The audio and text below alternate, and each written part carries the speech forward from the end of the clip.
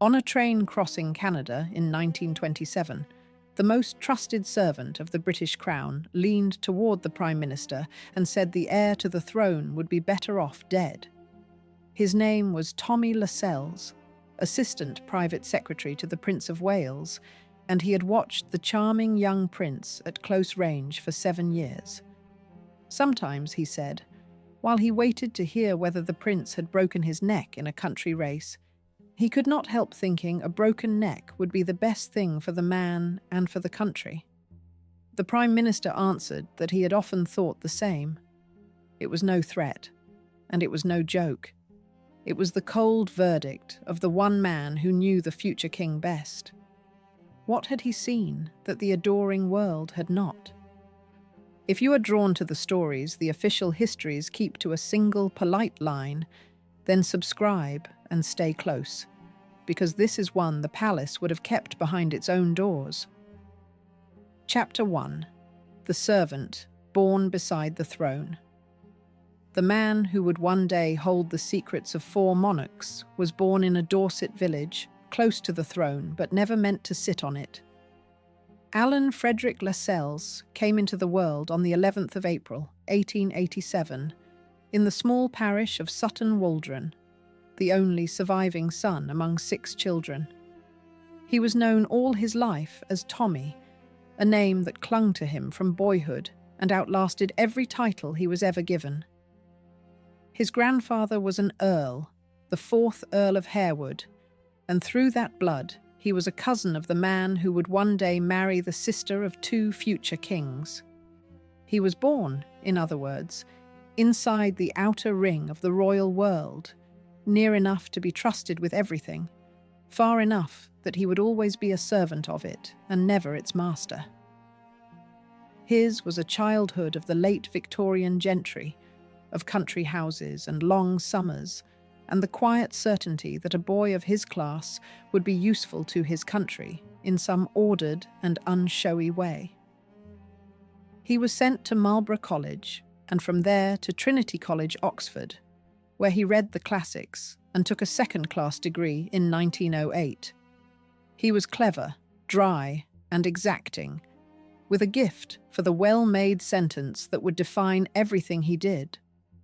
Those who knew him young remarked on the same things people would remark on 50 years later: a coolness of manner, a wit that could cut, and a moral seriousness that never entirely relaxed. He was not a man built for warmth, and he knew it. He was built for judgment. The family into which he was born stood close to the throne without ever quite touching it. His grandfather, the 4th Earl of Harewood, was a great landowner of the north, and the Lascelles name carried real weight in that old world of country houses and inherited acres. Through that blood, Tommy was cousin to the man who would one day marry the Princess Royal, the only daughter of King George V, and the sister of the 2 kings Tommy himself would serve. It placed him in a peculiar and useful position inside the outer circle of the royal family, trusted as one of their own kind, and yet always on the serving side of the line. He grew up understanding, without ever being taught, how that world worked, its silences and its codes, the things that were said aloud, and the far more important things that were never said at all. It was an education no school could give, though the schools did their part. At Marlborough and then at Oxford, he was marked out as clever and difficult, a young man with a tongue that could wound and a judgment that arrived early and rarely softened. He read the classics, and their discipline stayed with him, the taste for the exact word, the distrust of excess, the belief that a thing worth saying could be said cleanly or not at all. He was seldom the warmest man in any room. He was almost always the most observant and the most quietly certain of his own conclusions. Then the war took his generation and remade the survivors. Lascelles went to France with the Bedfordshire Yeomanry, and he came back a captain with the Military Cross and a changed man underneath. He had watched friends die, watched waste on a scale that no sermon about duty could ever match, and it left in him a permanent impatience with anyone who treated life or position or privilege as a thing to be idled away. The men of that war carried a particular hardness home, a sense of having seen the bottom of things, and in Lascelles it settled into the core of his character. He had learned exactly what it looked like when the gifted threw themselves away for nothing, and the lesson would shape the harshest judgment of his life. His marriage tied him tighter still to the governing class of the empire. Joan Thesiger was the daughter of Lord Chelmsford, who was then the Viceroy of India, and in marrying her in 1920, Lascelles stepped fully into the world of imperial and royal service that had shaped him.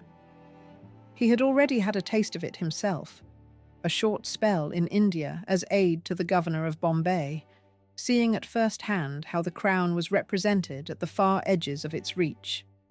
He and Joan would raise 3 children, a son and 2 daughters, and like many men of his class and time, he would meet private sorrow as well as public honour in the long years ahead. What he lacked in those first years of peace was the work itself.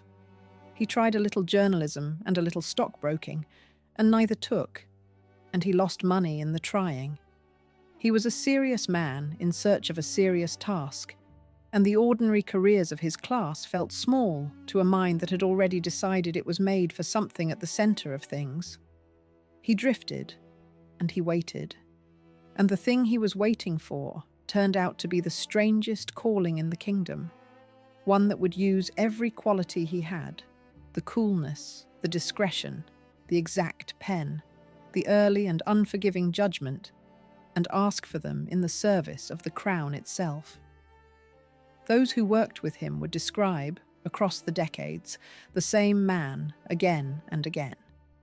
He was formidably intelligent and formidably reserved, a master of the written word, a keeper of confidences whose discretion seemed absolute. He could be witheringly funny in private and glacially correct in public, and he inspired respect far more readily than affection, a difference he did not much mind. What everyone agreed on was his reliability, the sense that whatever was entrusted to him would be handled with complete competence and complete silence. It was the exact combination the monarchy needed in the men closest to it.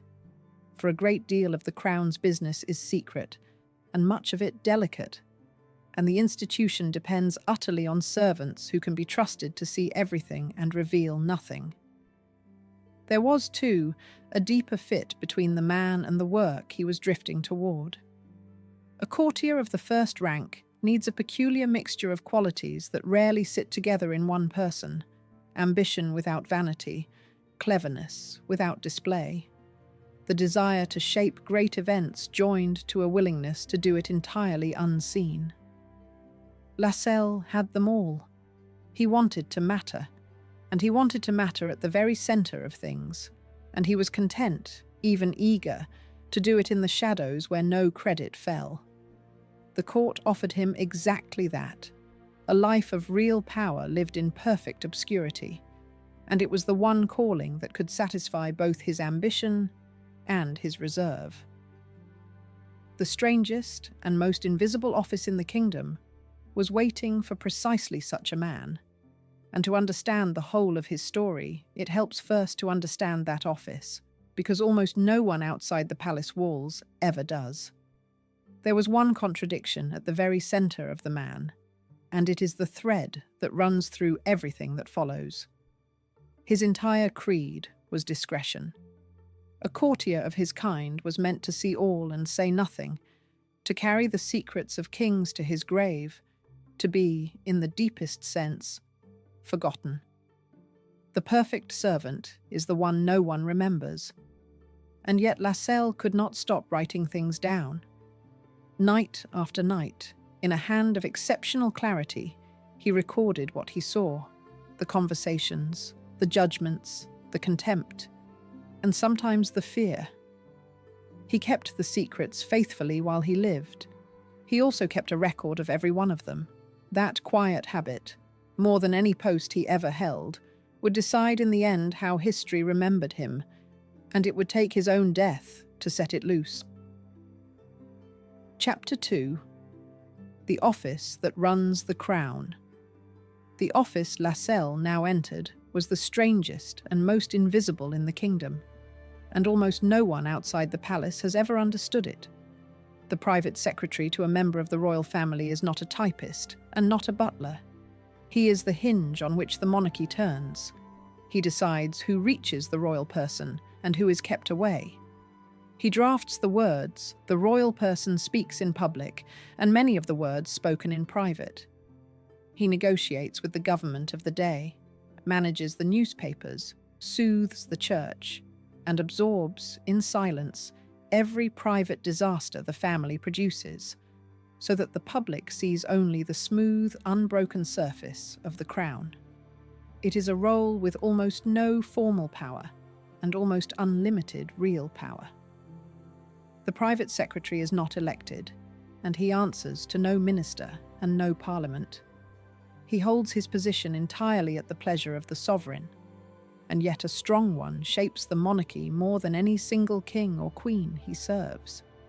He knows the finances and the failing health, the family quarrels and the political fears, the love affairs and the debts. He is trusted with the things no one else is trusted with, because the whole machine collapses the moment that trust is broken. And in the middle of the 20th century, no one filled that role with more authority or more coldness than Tommy Lascelles. One rule governed the whole of his career, and it explains everything he did, the wish on the Canada train included. He served the crown, not the man who wore it. He did not love kings. He loved the institution, the ancient idea of the monarchy as the steady centre around which a country could turn, and he judged every king and queen he served by one measure only, whether they strengthened that idea or weakened it. A monarch who understood duty had his complete loyalty. A monarch who treated the throne as a personal possession, to be enjoyed or discarded as he pleased, earned something colder from him than mere disapproval. It earned his opposition. The office had grown up almost by accident, and that was part of its strange power. No law had created it, and no parliament had ever defined it. It had emerged over the long centuries as monarchs found they needed a trusted hand to manage the flood of letters, the audiences, the endless business of a crown that touched every part of the state. By the 20th century, the private secretary had become the single most important servant in the royal household, the point through which almost everything passed on its way to the sovereign, and almost everything passed on its way back out. He was the filter and the funnel, the drafter and the gatekeeper. And because so much rested on his judgment, a great deal rested on his character. The daily reality of the power was mundane and enormous at once. It was the private secretary who decided which letters reached the king and which were quietly answered below him. It was the private secretary who arranged the audiences, who was in the room and who was kept out, who briefed the sovereign before a meeting with a prime minister and who summarized it afterward. It was the private secretary who drafted the speeches, the messages, the careful public words on which a monarchy that could no longer command was learning to persuade. A king saw the world, in large part, through the eyes of the man who prepared it for him, and a strong private secretary could shape what his master thought simply by shaping what his master saw. And with the power came its price, which was invisibility. The private secretary was never meant to be known. His name stayed out of the newspapers if he could keep it out. His hand was in 100 decisions and visible in none of them. He took no public credit and sought none, and the highest praise of his profession was that no one outside the palace had ever heard of him. It was a life designed for a certain kind of man, proud enough to want real power and disciplined enough to want it without recognition. And Lascelles was exactly that kind of man. He wanted to matter, and he wanted to matter in secret. and the office gave him both. The stakes of the role rose and fell with the man who held it. A weak private secretary could let a monarchy drift, could fail to warn, fail to draft, fail to manage the delicate machinery between palace and government until something broke. A strong one could hold a throne steady through storms that would otherwise have wrecked it. Across the coming decades, Lascelles would prove himself the strongest of his age, the man who steadied the crown through an abdication, a war, and the death of a king, and who did it so quietly that the public he served never learned how much it owed him. He would serve, in all, across the reign of a prince who became a king and lost his throne, and 3 more monarchs after that, a span of royal service that reached across more than 30 years. It is the reason his judgment matters to this story at all. A bitter servant's low opinion of the Prince of Wales would be worth nothing. The considered verdict of the man the whole system trusted with its deepest business is worth a great deal, because the system does not hand that trust to fools or to men whose judgment it doubts. Lascelles held the most sensitive post in the kingdom because monarch after monarch and minister after minister found him sound, discreet, and right. When a man like that looks at the heir to the throne and concludes that the heir will destroy it, the conclusion carries the weight of the office behind it. The wish on the Canada train was no raving of a malcontent. It was the professional judgment of the Crown's most trusted professional. That distinction sounds abstract until it is set against real men and women, and the rest of this story is nothing but the setting of it against real men and women. It is why he could denounce one prince to his face and give 16 years of unbroken loyalty to that prince's brother. It is why he could remove a rival without apparent guilt and block a princess's marriage without apparent mercy. He was not, whatever his enemies later said, a cruel man for the pleasure of it. He was a believer, and believers of his kind are the most dangerous servants of all, because they will do to a person whatever they judge the institution requires. He came to the work with advantages few courtiers had. He had lived a little in the ordinary world, had lost money and buried friends, and so he was harder to impress and harder to fool than the men who had known nothing but the palace. He wrote beautifully, which mattered more than it sounds, because so much of the monarchy is words. The speech that calms a crisis, the letter that ends a career, the careful phrase that says nothing while seeming to say a great deal. He had a memory that forgot nothing and forgave little. And he had, buried under the dryness, a genuine reverence for the crown that never wavered across his whole life, even when the people wearing it disappointed him past all bearing. In 1920, he brought all of that to the household of the most adored young man in the world. He was 33 years old, ambitious in the quiet way of his kind, and he believed at the start that he had found a prince worth giving his life to. He was wrong, and it would take him the better part of a decade to admit how wrong, and the admission would cost him a great deal. But at the beginning, there was only the Golden Prince and a serious man ready to serve him, and the whole bright apparatus of a monarchy learning to present itself to a new and hungry public. For a little while, it looked like the making of a great partnership.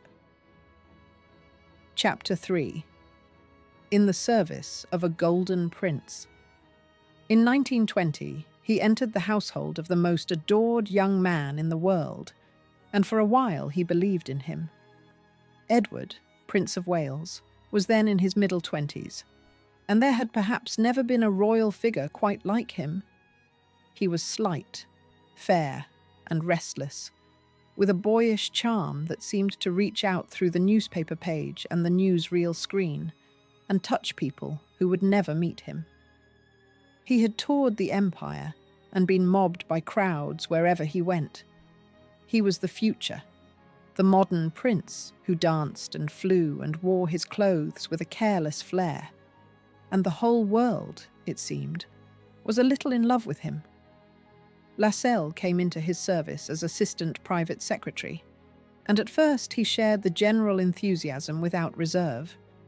Here was a young man of extraordinary gifts, a prince who could charm a room of hardened politicians or a crowd of striking miners with equal ease, who carried the hopes of a country still bleeding from the war into a brighter and easier age.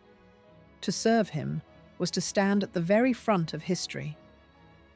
Lascelles once described him, in those early days, as the most attractive man he had ever met, and he meant it. The charm was entirely real, and formidable enough to fool far cleverer men than the crowds who cheered. There was a reason the whole world had fallen for him, and it went deeper than looks or rank. The Prince of Wales had arrived at exactly the moment the monarchy needed reinventing. The old style of kingship, stiff and remote, belonged to his father's generation and to the vanished world before the war. The prince was something new, informal and modern, and apparently democratic, a royal figure who wore soft clothes and danced in nightclubs and spoke to ordinary people as though the gulf between them barely existed. To a country exhausted by war and hungry for lightness, he was irresistible, the human face of a monarchy learning to survive in an age that no longer took kings for granted. His tours of the empire had made him a global figure on a scale no royal had ever reached. He had crossed oceans and continents, been cheered by vast crowds across the length of the British world, and everywhere he went the reaction was the same, a kind of mass adoration that reporters struggled to describe. He seemed to belong to everyone. He shook thousands of hands, visited the wounded and the poor as well as the great, and left behind him a trail of goodwill worth more to the crown than any speech from a throne. He was the monarchy's finest asset, and the men around him knew it and guarded it accordingly. The household that managed all this ran out of York House, and it was a place of constant motion. The correspondence alone was staggering, many thousands of letters from strangers who felt they knew him, each one a small act of devotion the office had somehow to answer.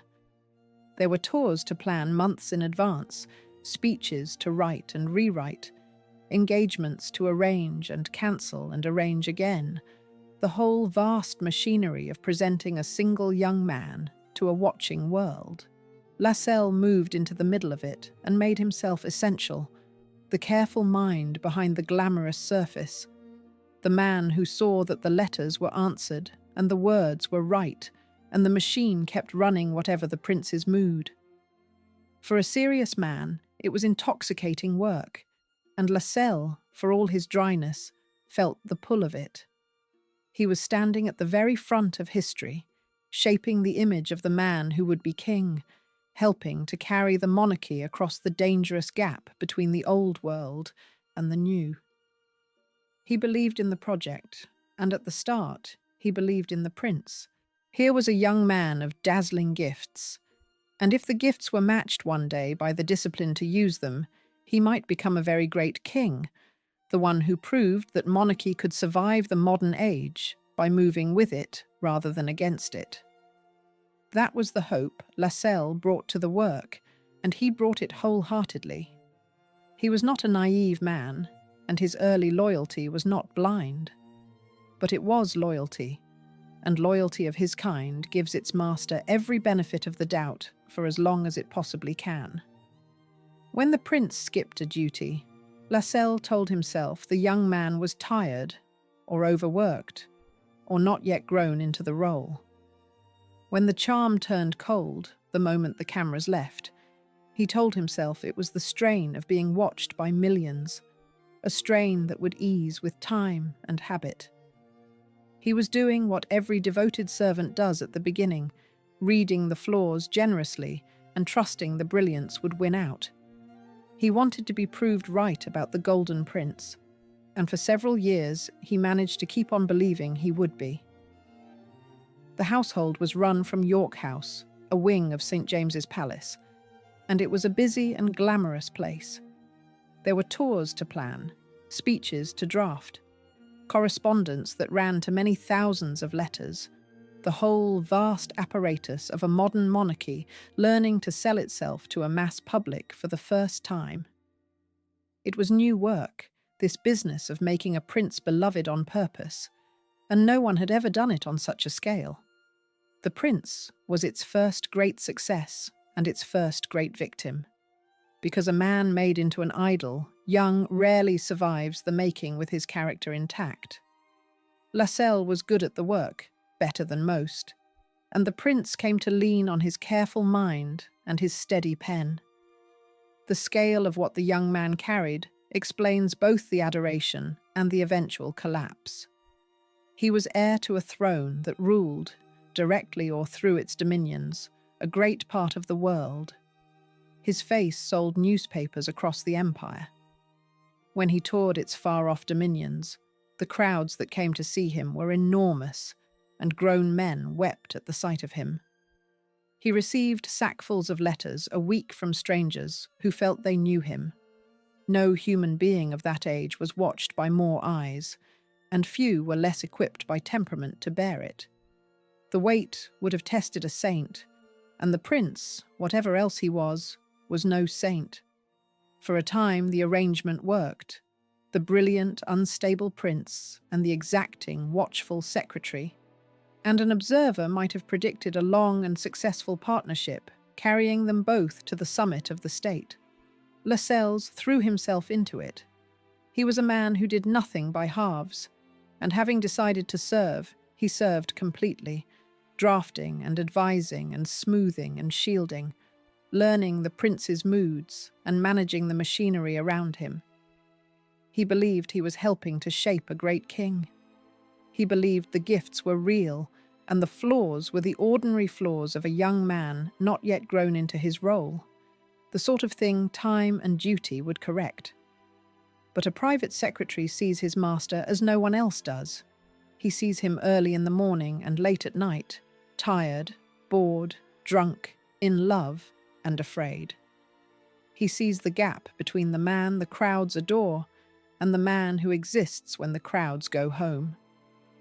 And slowly, across the early years of the 1920s, Lascelles began to see things in that gap that troubled him. Small things at first, easy to explain away. A duty skipped. A kindness that turned out to be shallow. A restlessness that no achievement seemed to settle. He told himself, as loyal men do, that these were the exceptions and the brilliance was the rule.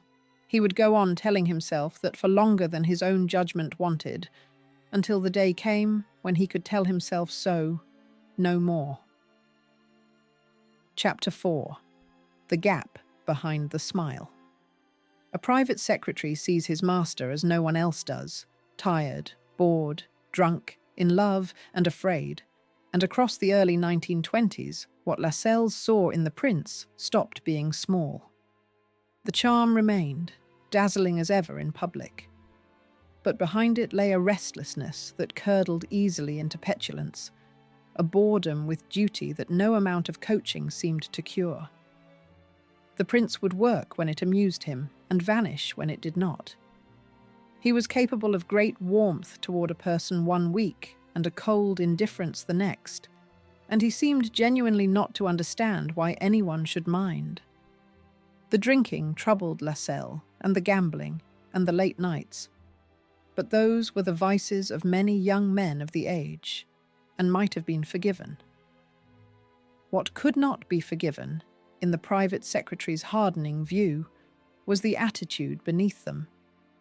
The prince did not seem to feel the weight of what he would one day carry. He treated the throne that was coming to him as an inconvenience rather than a trust, a thing that would interrupt his pleasures rather than a duty that would give his life its meaning. To a man like Lascelles, who had watched friends die in France for far less than a crown, that carelessness was close to blasphemy. Then there were the women. The prince moved through a series of affairs, and the one that mattered most in these years was with Frida Dudley Ward, the married woman who was his most enduring attachment of the time. Lascelles was no prude about the private lives of great men, and the affairs in themselves were not the scandal. The scandal, to him, was the way the prince let a woman govern his moods and his movements, cancelling duties, sulking, arranging his whole life around a private passion while the public work of the monarchy waited. It was a pattern, and Lascelles saw it clearly a full 10 years before the world would learn its final and most famous name. The pattern showed itself in 100 small ways, no single one of which would have condemned him, but which together drew a portrait Lascelles could not unsee. The prince kept a fast and glittering set around him, the bright young people of the 1920s, and he preferred their company to almost any duty. He would stay up half the night and rise late and unwilling, and the official day, the visits and the openings and the speeches that were the whole purpose of his position, came to feel to him like an imposition on the life he actually wanted to live. He did the work because he had to, and he made it plain, to those close enough to see, that he resented every hour of it. To the crowds, none of this was visible. They saw the smile, the ease, the apparent warmth, and they went home having touched, for a moment, the most glamorous man alive. What they did not see was the man in the car afterward, flat and bored and complaining, the light switched off the instant it was no longer needed. Lascelles saw that man every day, and the gap between the two, the public warmth and the private coldness, unsettled him more than any single vice could have. A man who feels nothing but performs feeling perfectly is a hard man to trust, and the prince performed it better than anyone. There was, too, the matter of how he treated the people who served him and loved him. The prince could be generous and charming to a member of his household one week and forget the man entirely the next, could inspire deep devotion and then wound it carelessly without ever seeming to notice the damage. Those around him learned to live with the swings, to take the warmth while it lasted and brace for the cold that followed. It was the behavior of a man who had been adored so completely and so young that he had never quite learned to see other people as fully real, as anything more than the audience to his own restlessness. And a man who cannot quite see other people is a dangerous man to set at the head of a state. The affairs belonged to the same story. Lascelles was no innocent about the private lives of the great, and he did not object to the prince having a mistress, or several. What troubled him was the way the passion took command of everything else, the way a duty would be cancelled, or a mood would collapse because of the state of a love affair, the way the whole disciplined structure of a royal life would bend around the demands of the heart. The prince arranged his existence around his women in a manner a future king simply could not afford, and Lascelles, watching, understood the tendency would only grow more dangerous as the man drew closer to the throne. He was seeing, a decade early and in miniature, the exact flaw that would one day cost the crown a king. And so the private ledger grew, entry by entry, in the careful nightly hand. Lascelles was not a man who forgot, and he was not a man who forgave easily, and every skipped duty, and every careless cruelty, and every collapse of will went down in the record and stayed there. He kept serving. He kept drafting the speeches and managing the tours and shielding the prince from the consequences of his own character, because that was the job, and he did the job superbly. But beneath the loyal service, a verdict was forming, slow and cold and final, and it was the verdict of the one man positioned to reach it with full authority. For a lighter man, the disappointment might have stayed a private sadness, shrugged off as the ordinary gap between a public idol and a flawed human being. Lascelles was not a lighter man. He held other people to the standard he held himself, and he held himself to a standard forged in a war that had killed better men than the prince for far less reason. The more he saw, the harder his judgment set, and the harder it set, the more unbearable the daily service became, until loyalty and contempt were running side by side in him, and only one of them could win in the end. The years wore on, and the gap between the idol and the man grew wider in the secretary's private ledger. He watched the prince charm a stadium and then complain, in the car afterward, of how tedious it had all been. He watched him win the love of millions and spend none of it on the duty that love was supposed to buy. The scale of the adoration only sharpened the horror of it. Here was a man given more than almost anyone alive, the love of a vast empire, an ancient and mighty throne, wealth beyond counting, and a face the newsreels adored. And he seemed to value none of it, to be bored by all of it, to want only to be somewhere else with someone unsuitable. By the middle of the decade, the Prince of Wales was at the very summit of his fame. He was the most photographed man in the world, the model of modern royalty, the future the empire was pinning its hopes on. To the public, he was perfection, the golden prince who would carry the monarchy gracefully into a new age. Behind the doors of York House, the man who knew him best had arrived at a very different conclusion, one he could barely admit even to himself, because of what it meant and where it led.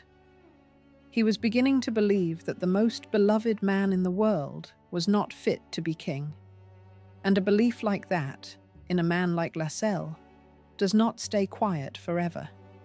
It waits, and it hardens, until one day it finds its way into words. Chapter 5. A Prince Without a Soul. Slowly, the charm stopped explaining him, and something colder took its place in the secretary's mind. For years, Lascelles had done what loyal men do, filed away each disappointment as an exception, told himself the brilliance was the rule and the flaws would pass. By the middle of the 1920s, he could no longer manage the trick. The flaws were the rule, the brilliance was the exception, and it was wearing thin. He had begun to see the prince not as a gifted young man who needed guidance, but as a fixed and finished character, and the character frightened him. What he saw was an absence. The prince had every gift a man could be given except the one that mattered for the job in front of him, a sense of duty deep enough to master his own wants. He was clever without being wise, charming without being kind in any lasting way, brave in small physical things and a coward in the large moral ones. He could not be relied upon. He would promise and forget, appear and vanish, love and discard. Lascelles, who prized reliability above almost every other virtue, found himself serving a man who had none of it, and the discovery curdled slowly into something very like contempt. The prince himself seemed dimly aware of it. In a rare moment of honesty, he once admitted that he was, in his own words, quite the wrong sort of person to be Prince of Wales. Lascelles thought the admission exactly correct, and more damning for being made so lightly, as though it were an observation about the weather rather than a confession about a throne. A man who knew he was unfit and did nothing to fix it was worse, in the secretary's eyes, than a man who did not know. The self-awareness without the will to change was its own kind of rot. He was not alone in his judgment, and that mattered, because it kept his growing certainty from feeling like a private grievance. The prince's own father, King George V, had reached a similar verdict from the throne itself. The old king, stern and dutiful and baffled by his glittering son, is said to have delivered a prophecy of his own about the boy. "After I am dead," he reportedly said, "the boy will ruin himself within 12 months." It was a father's despair, spoken in private, and it matched, almost exactly, the fear that was forming in the mind of the father's most trusted servant.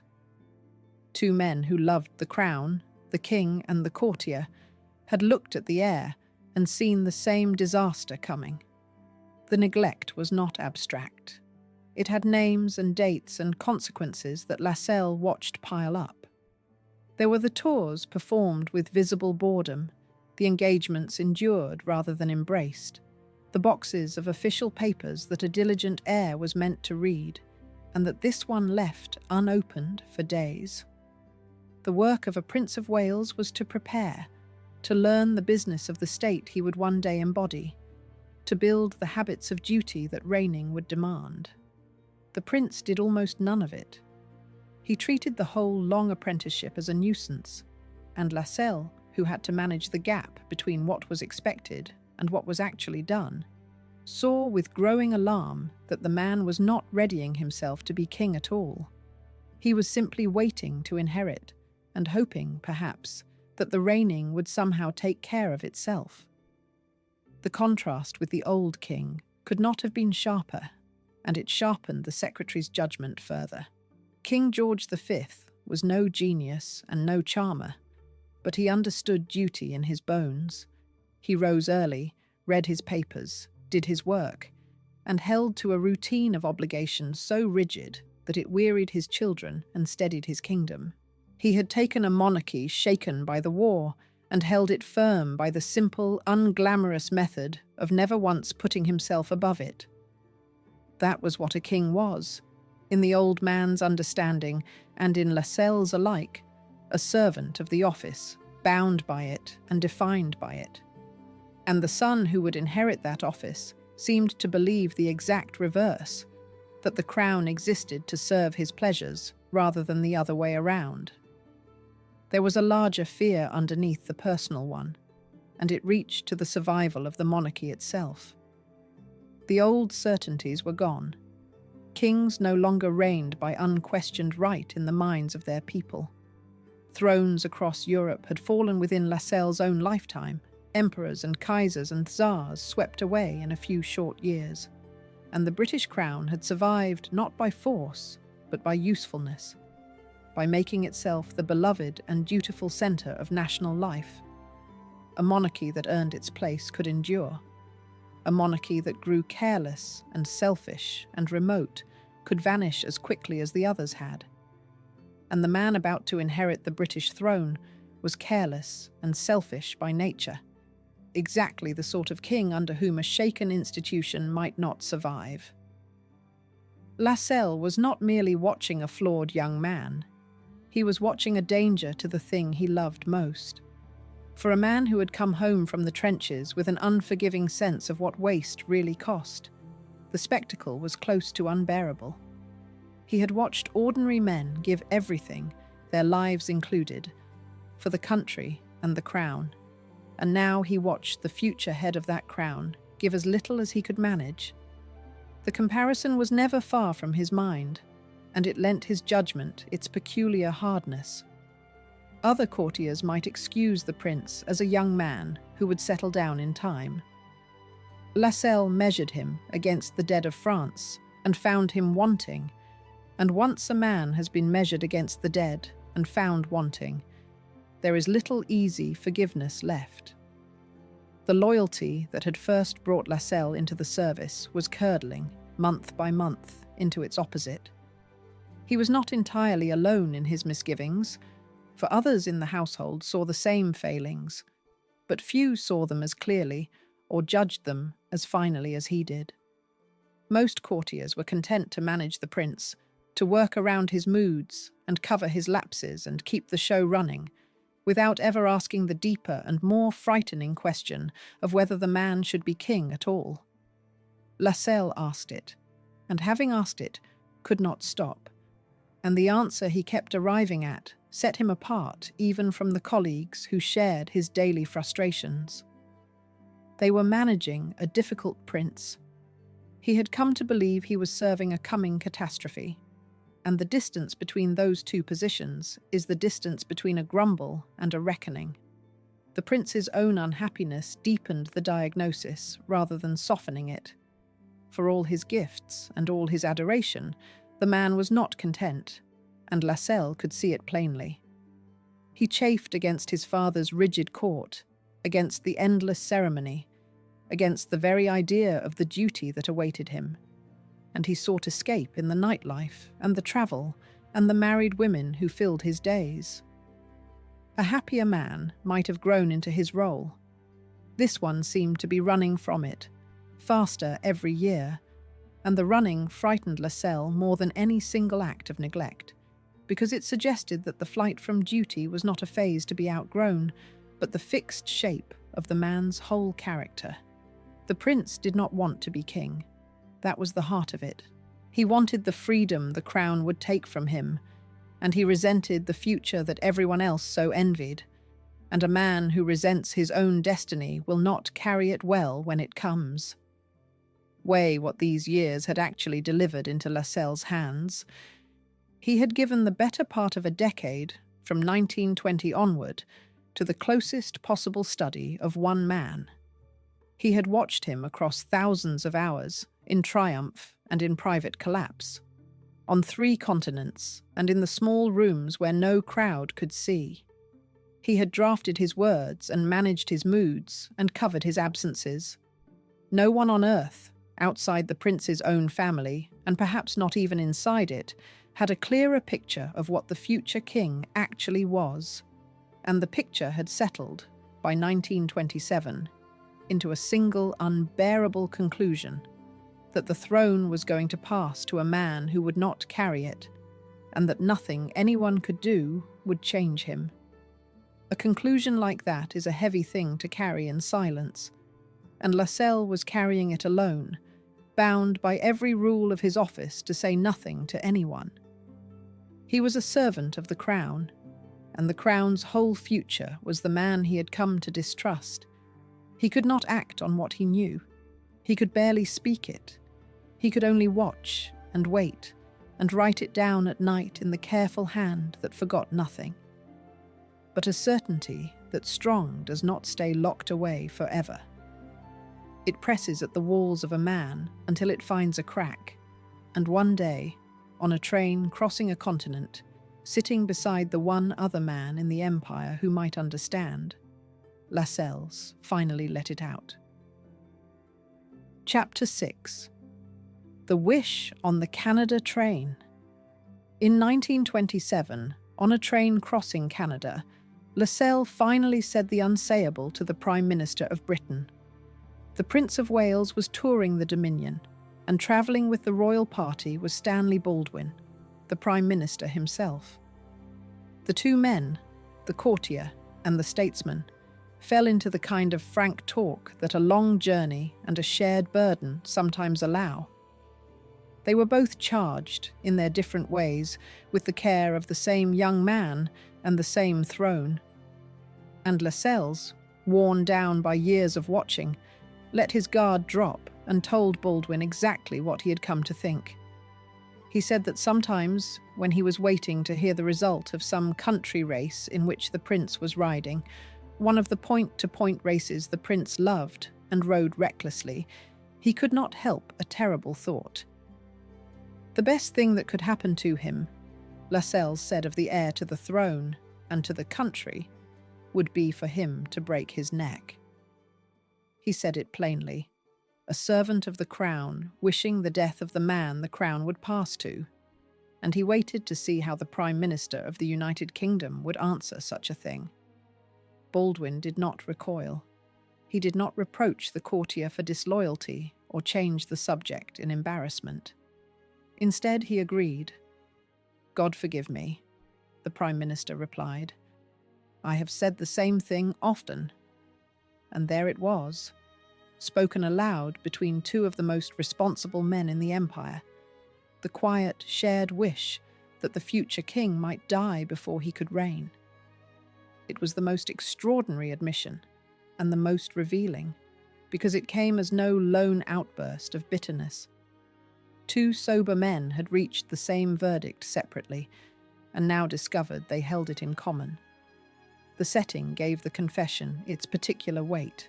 The Prince of Wales had crossed to Canada in 1927 on an official tour, and Stanley Baldwin, the Prime Minister, had travelled with him, an unusual arrangement that placed the head of the government and the keeper of the heir's secrets in the same travelling party. They were thrown together in the enforced closeness of a long journey, the trains and the receptions and the endless official hours, and in that closeness, the ordinary guardedness between such men could loosen.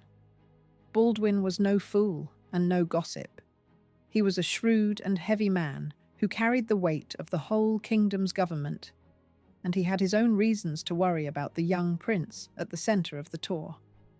When Lascelles finally spoke, he was not speaking to a stranger. He was speaking to the one other man in the empire who shared both his knowledge and his responsibility.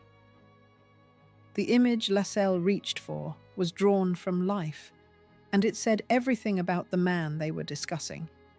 The prince loved to ride in point-to-point races, the rough cross-country steeplechases of the English countryside, and he rode them hard and dangerously, taking falls that alarmed everyone charged with his safety. For the men around him, each race was an ordeal of waiting, because a bad fall at speed could kill or cripple the heir to the throne in an afternoon. It was in one of those long, anxious waits, Lascelles confessed, that the terrible thought had come to him that a fatal fall might be, for all its horror, the cleanest solution to the problem the prince represented. A broken neck on a country course would remove an unfit heir without scandal, without abdication, without the long, slow damage he feared was otherwise coming. That was the arithmetic behind the wish, and it was as cold as it sounds. A servant does not arrive at such a thought lightly, and Lascelles had not arrived at it lightly, but arrive at it he had. And now, on the train, he had spoken it aloud to the one man who might understand. There was real danger in what Lascelles had done, and he knew it as he did it. A private secretary who told the Prime Minister that the heir to the throne would be better off dead had committed, in words, an appalling breach of his office. Had those words reached the wrong ears, or the prince himself, they could have ended his career and stained his name for good. Courtiers did not speak so, ever, about the family they served. That he said it anyway, to the one man who might do something with it, shows how far past ordinary discretion his alarm had driven him. This was no idle talk over brandy. It was a calculated confidence, offered to the head of the government by the man closest to the heir, and it carried the weight of a warning as much as a confession. Baldwin's reply revealed that the alarm reached further than one watchful secretary. If the Prime Minister himself had privately thought the same, then the doubt about the prince was not the private obsession of a single hard courtier. It ran through the quiet upper reaches of the state, among the small number of people who actually knew the man and understood what was coming. The public still adored him without reserve. The handful of people responsible for the machinery of the crown were, it now appeared, quietly frightened of him. That gap, between the love of the many who did not know him and the dread of the few who did, is the hidden truth of these years.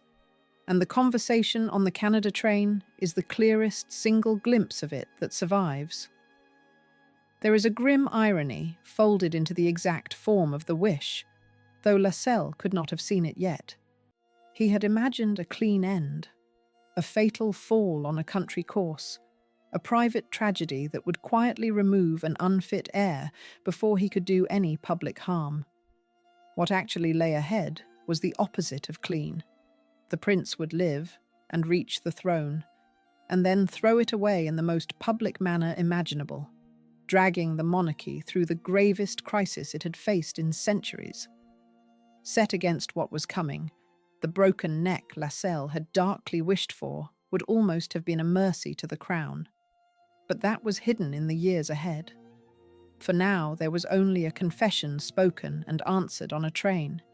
Two men who had said the unsayable. and the long journey home to the daily work of serving a prince they had privately given up on. That exchange meant something the whole of this story turns on. Lascelles was no radical and no enemy of the monarchy. He was its most devoted servant, a man who would give the whole of his working life to the crown and mean every hour of it. For such a man to wish the heir dead was, in his own mind, the very opposite of treason.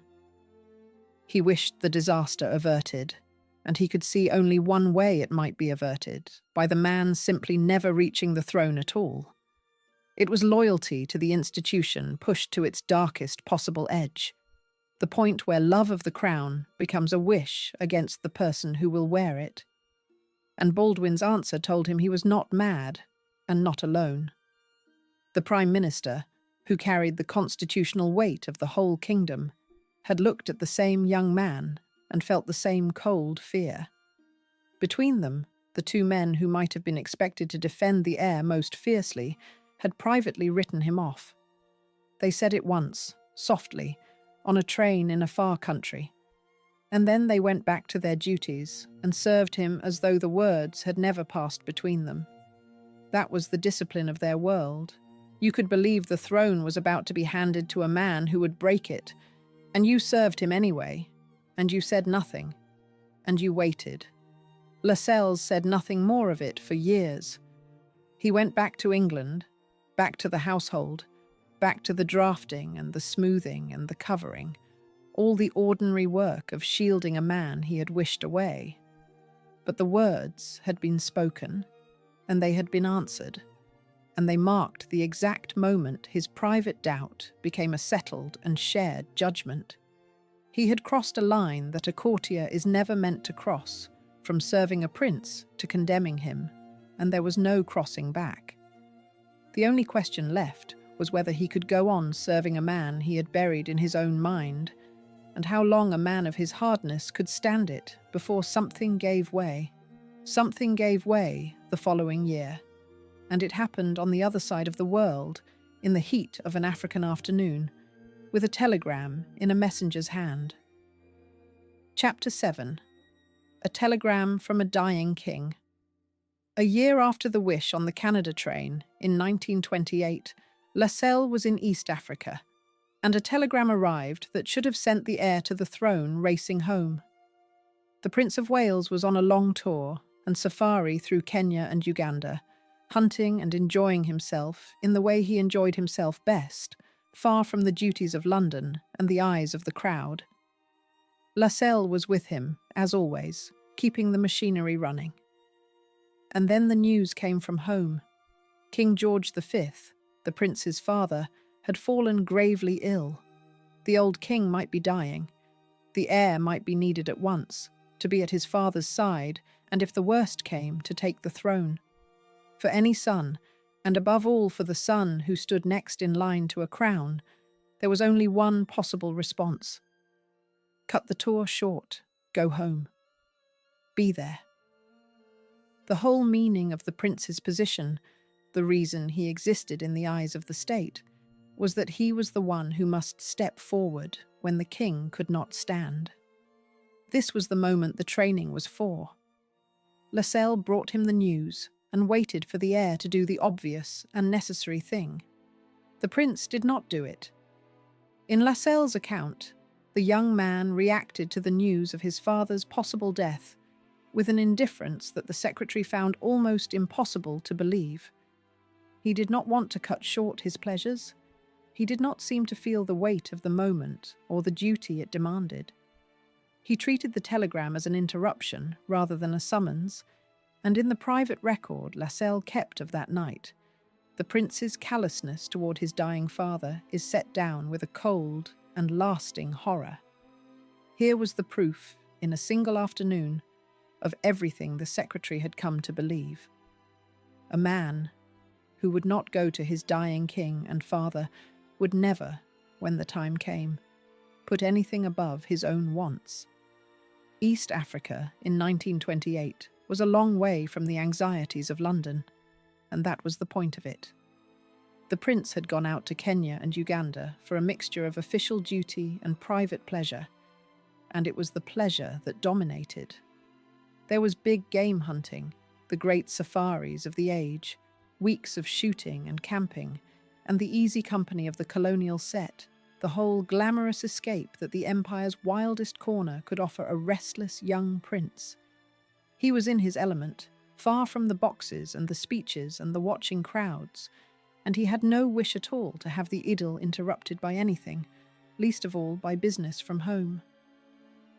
Then the wires from London turned grave.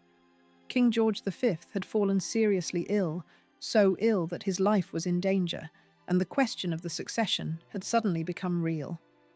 The news travelled out to the safari camp and landed in the hands of the men responsible for the heir, Lascelles first among them.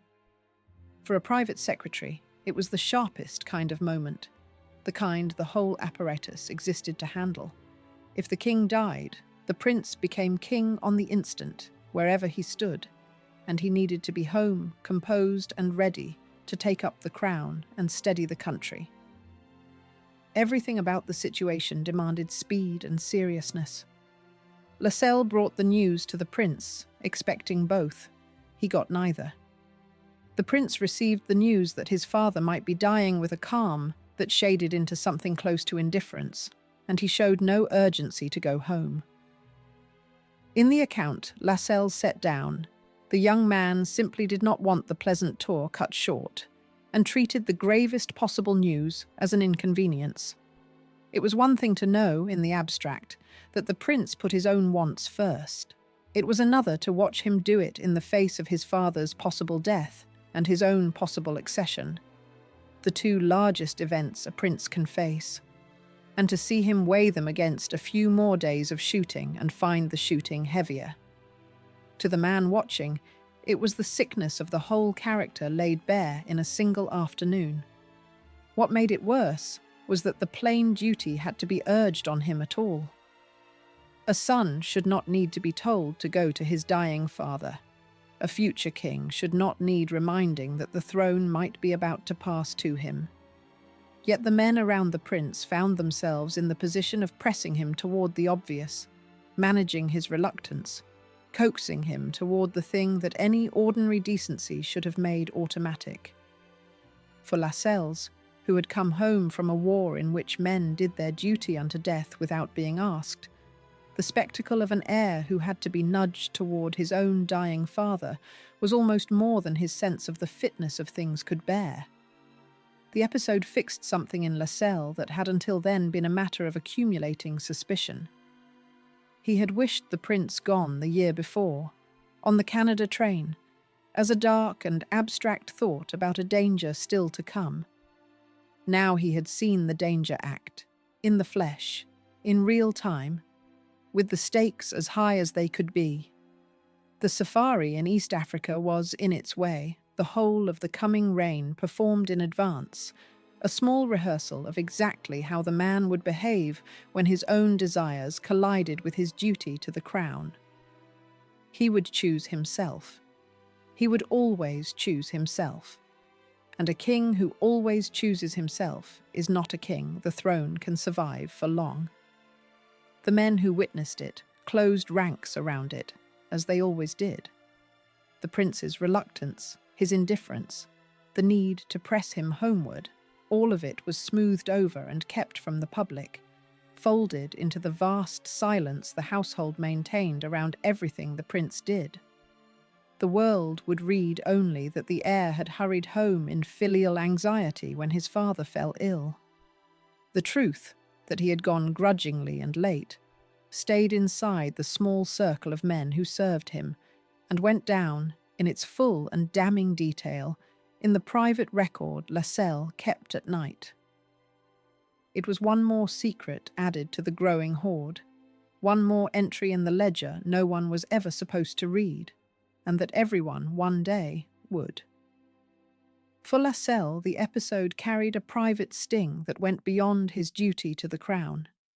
He had come home from a war in which sons had left everything to answer their country's call, in which men, barely more than boys, had gone knowingly to their deaths out of a sense of obligation they never thought to question. He had buried friends who had done exactly that. And now he stood in an African camp, watching the heir to the throne, a man who had risked nothing and lost nothing, treat the possible death of his own father as an inconvenience to be managed. The prince was not wicked, in Lascelles' reading. He was something that frightened a dutiful man more, a person who seemed unable to feel the weight of the things that ordinary men felt without being told. And a king who cannot feel that weight is a hollow vessel at the centre of the state.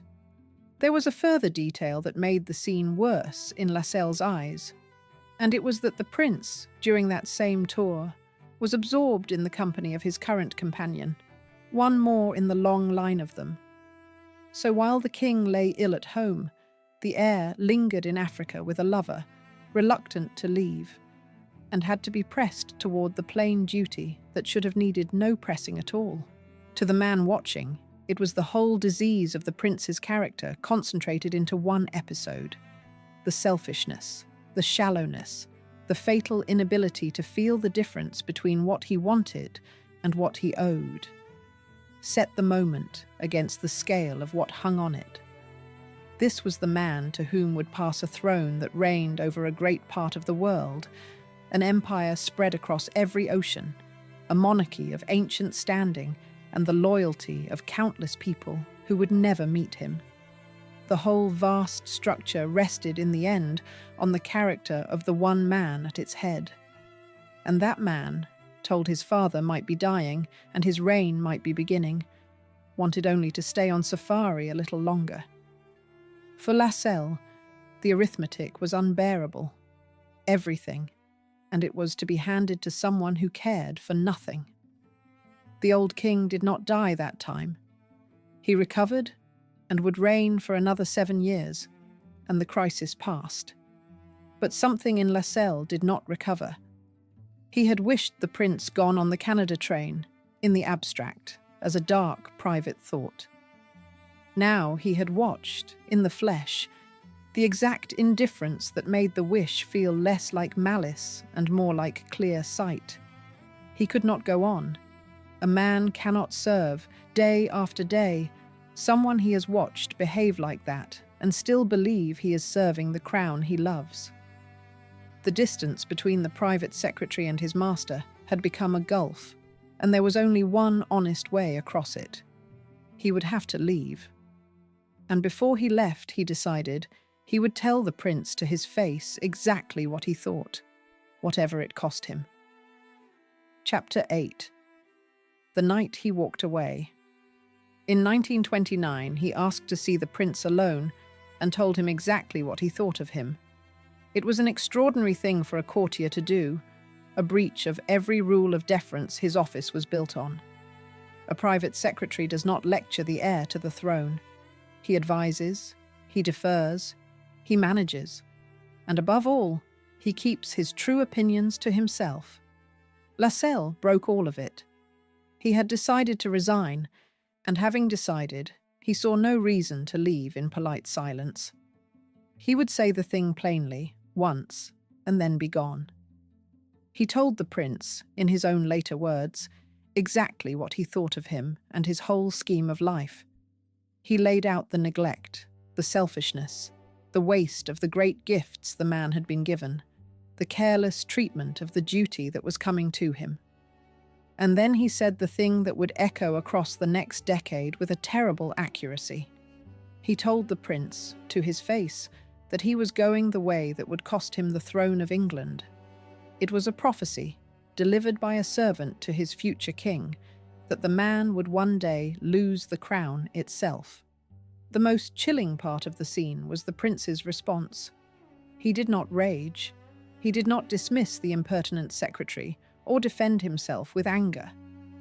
He took the whole devastating verdict with a mild and almost cheerful good humour, as though it were a matter of small importance, as though a man telling him he would lose his throne were making a slightly tedious point about the weather.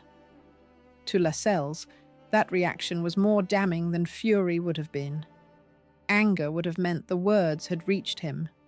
The mildness meant that nothing reached him, that the criticism simply slid off a surface too smooth and too shallow to hold it.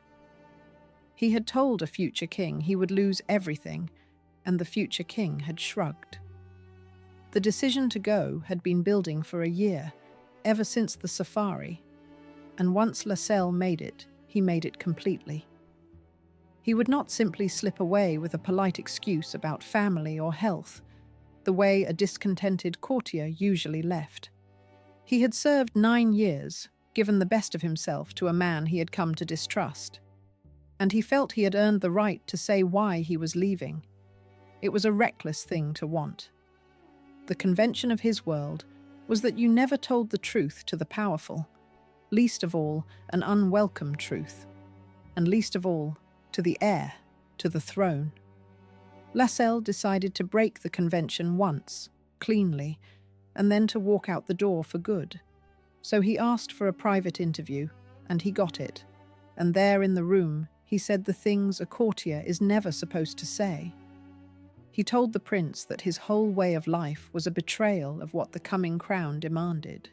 He set out the neglect, the selfishness, the squandering of gifts that most men would kill for, the careless treatment of duty and of the people around him. He did not shout, and he did not grovel. He spoke as a man delivering a considered verdict, the accumulated judgment of 9 close years. And then he delivered the sentence at the end of it, the flat prediction that this path led to only one place, the loss of the throne itself. There is a particular loneliness in telling a powerful man the truth and watching it land on nothing at all. Lascelles had risked everything to say the thing, had braced himself for anger, for a scene, for the satisfaction at least of having provoked a real response. Instead he got a shrug and a pleasant word, and the pleasantness was its own kind of insult, because it proved the words had not even been felt. He walked out of that room having told the heir to the throne he would lose his crown, and having been thanked, mildly, for the conversation, as though he had passed a remark about the racing. Whatever small doubt of his own verdict remained in him, the encounter ended it. A man who could hear such things and stay untouched was exactly the man Lascelles had judged him to be.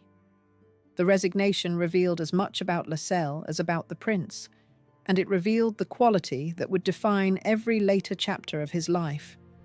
He was not a man content to hold a private judgment and behave as though he did not hold it.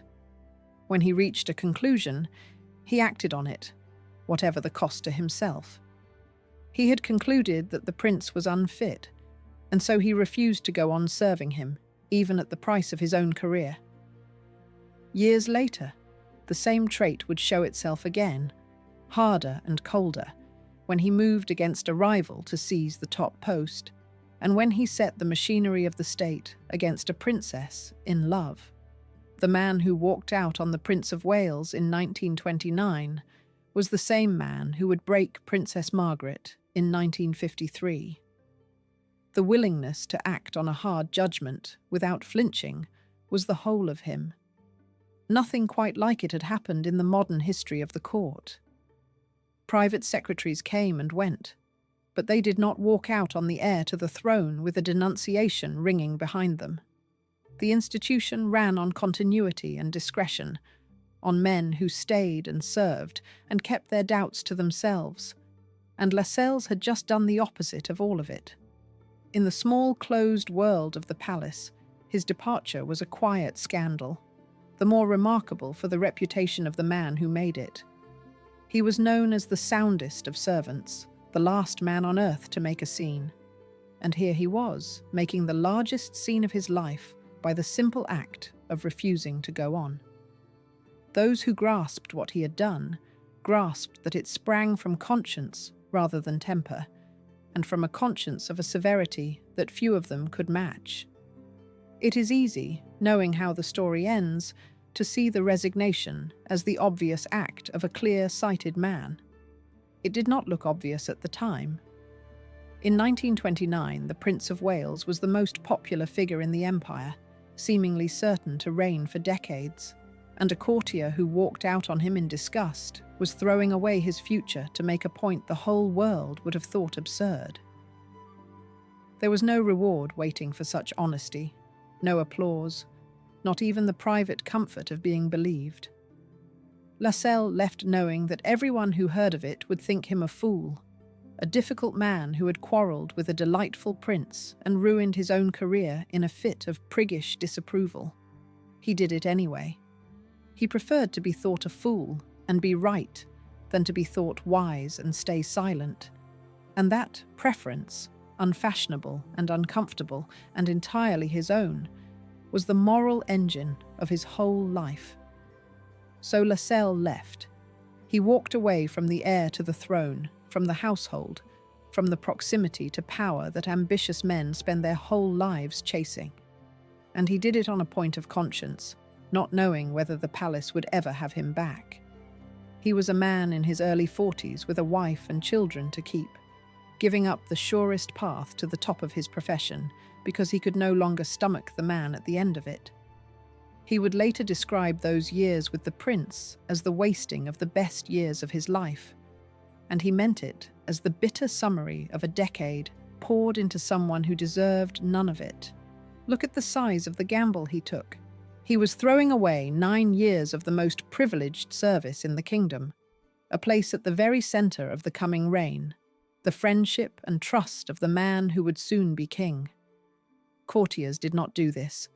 They swallowed their doubts and rode their patron to the throne and were rewarded for their loyalty when he got there. Lascelles did the opposite. He told the future king he was unfit and then walked out the door, with no promise of another post, no guarantee he would ever be forgiven, nothing but the cold satisfaction of having said the true thing. It was either the act of a fool or the act of a man who believed something larger than his own career. Time would decide which. For 2 years it looked as though he might have thrown his life away for nothing. The prince went on being adored. The machine rolled forward. Lascelles drifted through a little journalism and a seat on a bank board. A man who had walked away from history and now watched it move on without him. He had made his judgment and staked everything on it, and the world had simply carried on as if he had never spoken. But he had planted a prophecy, and prophecies of that weight have a way of waiting. Somewhere ahead, at a date no one yet knew, a woman the prince had not even met was going to make the exacting secretary the most accurate man in England. Chapter 9. Exile and the Road Back. For 2 years he was a man without a court, and then Canada gave him back to the crown. The wilderness years were quiet and uncertain. Lascelles had walked away from the household of the Prince of Wales with no plan and no promise, and a man of his gifts, drifting through minor work, must have wondered whether he had ended his own career with one honest conversation. He was too able to be wasted for long, though, and in 1931 the call came, not from the prince he had left, but from the wider service of the crown that he had never truly left at all.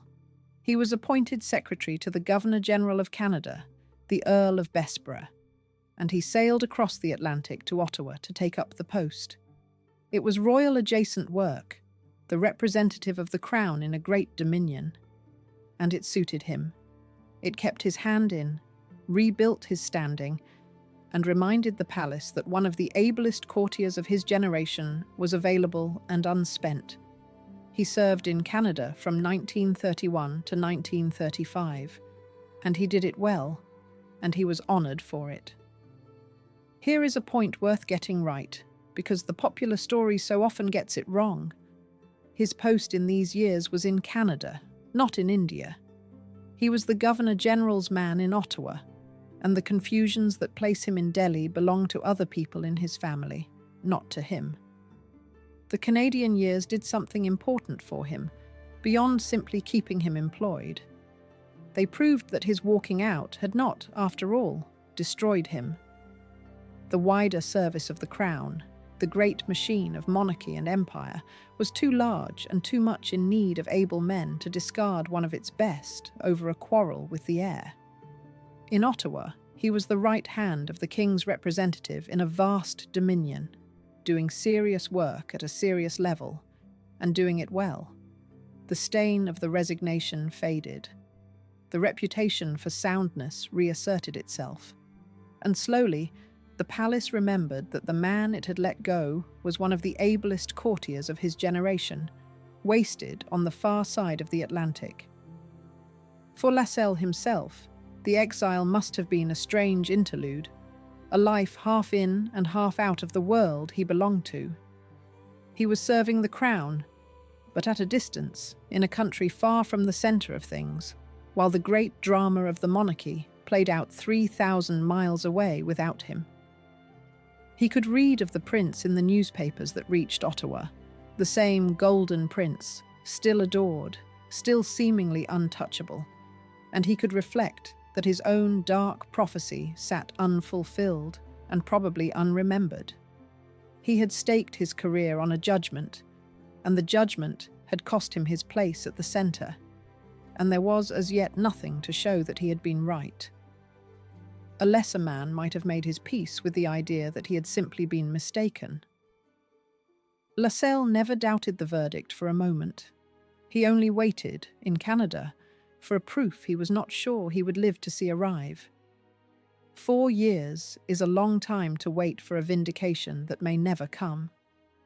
Lascelles spent them doing his duty in Ottawa, raising his family, keeping his counsel, and watching the distant story of the monarchy from the wrong side of an ocean. He was in his 40s now, past the age when a man expects his life to change course, and he might reasonably have concluded that his great years were behind him, spent on a prince who had shrugged off his warnings. But the wheel of the court turns on the health of kings, and the old king's health was turning it. As George V weakened, the palace found it needed its ablest men close at hand for the reign to come, and the name of Tommy Lascelles rose again to the surface. While he served in Canada, the man he had denounced went on being the Golden Prince of Wales, and the old king, his father, went on aging toward the end of his reign. And then, late in 1935, Lascelles was called home. He was brought back to Buckingham Palace as Assistant Private Secretary to King George V himself, arriving for the final months of the old king's life. The exile was over. The able servant had been reclaimed by the centre, and he stepped back into the heart of the monarchy just as it approached the greatest crisis of the century. He did not have long with the old king. George V, worn out by his reign and his worry, died in January 1936. And with his death, the thing Lascelles had dreaded and foreseen for the better part of 10 years came to pass. The Prince of Wales, the man Lascelles had wished dead on a Canada train, the man he had told to his face that he would lose his throne, became King Edward VIII. The heir the secretary had judged unfit now wore the crown, and Lascelles, by the strange machinery of his office, found himself serving inside the household of the very king he had condemned. It was a situation of almost unbearable irony. Lascelles was now Assistant Private Secretary to a monarch whose character he privately despised, and whose fitness to reign he had denied for a decade. He had left this man in disgust in 1929, sure he was unfit for the throne, and now here he was, back at that man's service. Bound by duty to help him wear the crown Lascelles believed he should never have had. By his own later account, he barely saw the new king in this period, kept at a distance from a monarch already absorbed in the private obsession that would undo him. But he was there, at the hinge of events, watching from a few rooms away as the prophecy he had spoken in 1929 began, slowly and then all at once, to come true. There was a crucial difference between the danger of 1929 and the danger of 1936, and Lascelles understood it exactly. An unfit heir is a problem that time might yet solve. He might grow into the role, or marry sensibly, or be steadied by the men around him before the crown ever reached him. An unfit king is a problem with no such escape.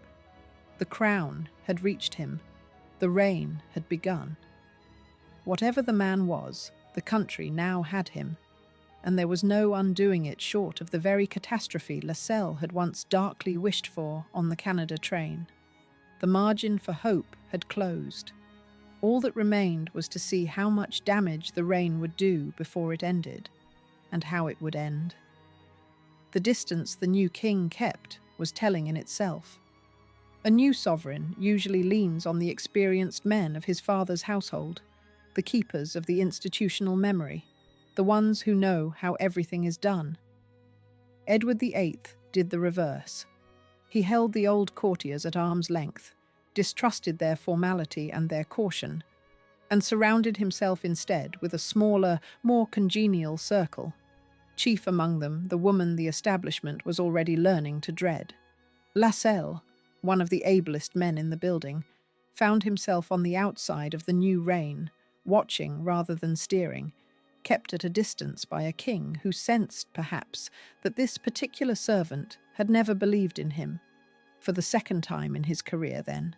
Lascelles was a man watching from the edge of a royal household he could not fully enter, certain of a disaster he was powerless to prevent. In the 1920s, he had watched the prince as a prince and foreseen the ruin. Now he watched the prince as a king and saw the ruin arriving. The only difference was that the stakes had climbed to their absolute height. The danger had grown past that of an unfit heir. Here now was a reigning king, crowned and sovereign, carrying the whole institution toward the cliff Lascelles had pointed to 7 years before. And this time there would be no walking away. This time he would be in the building when it happened, close enough to watch the prophecy come true in every terrible detail.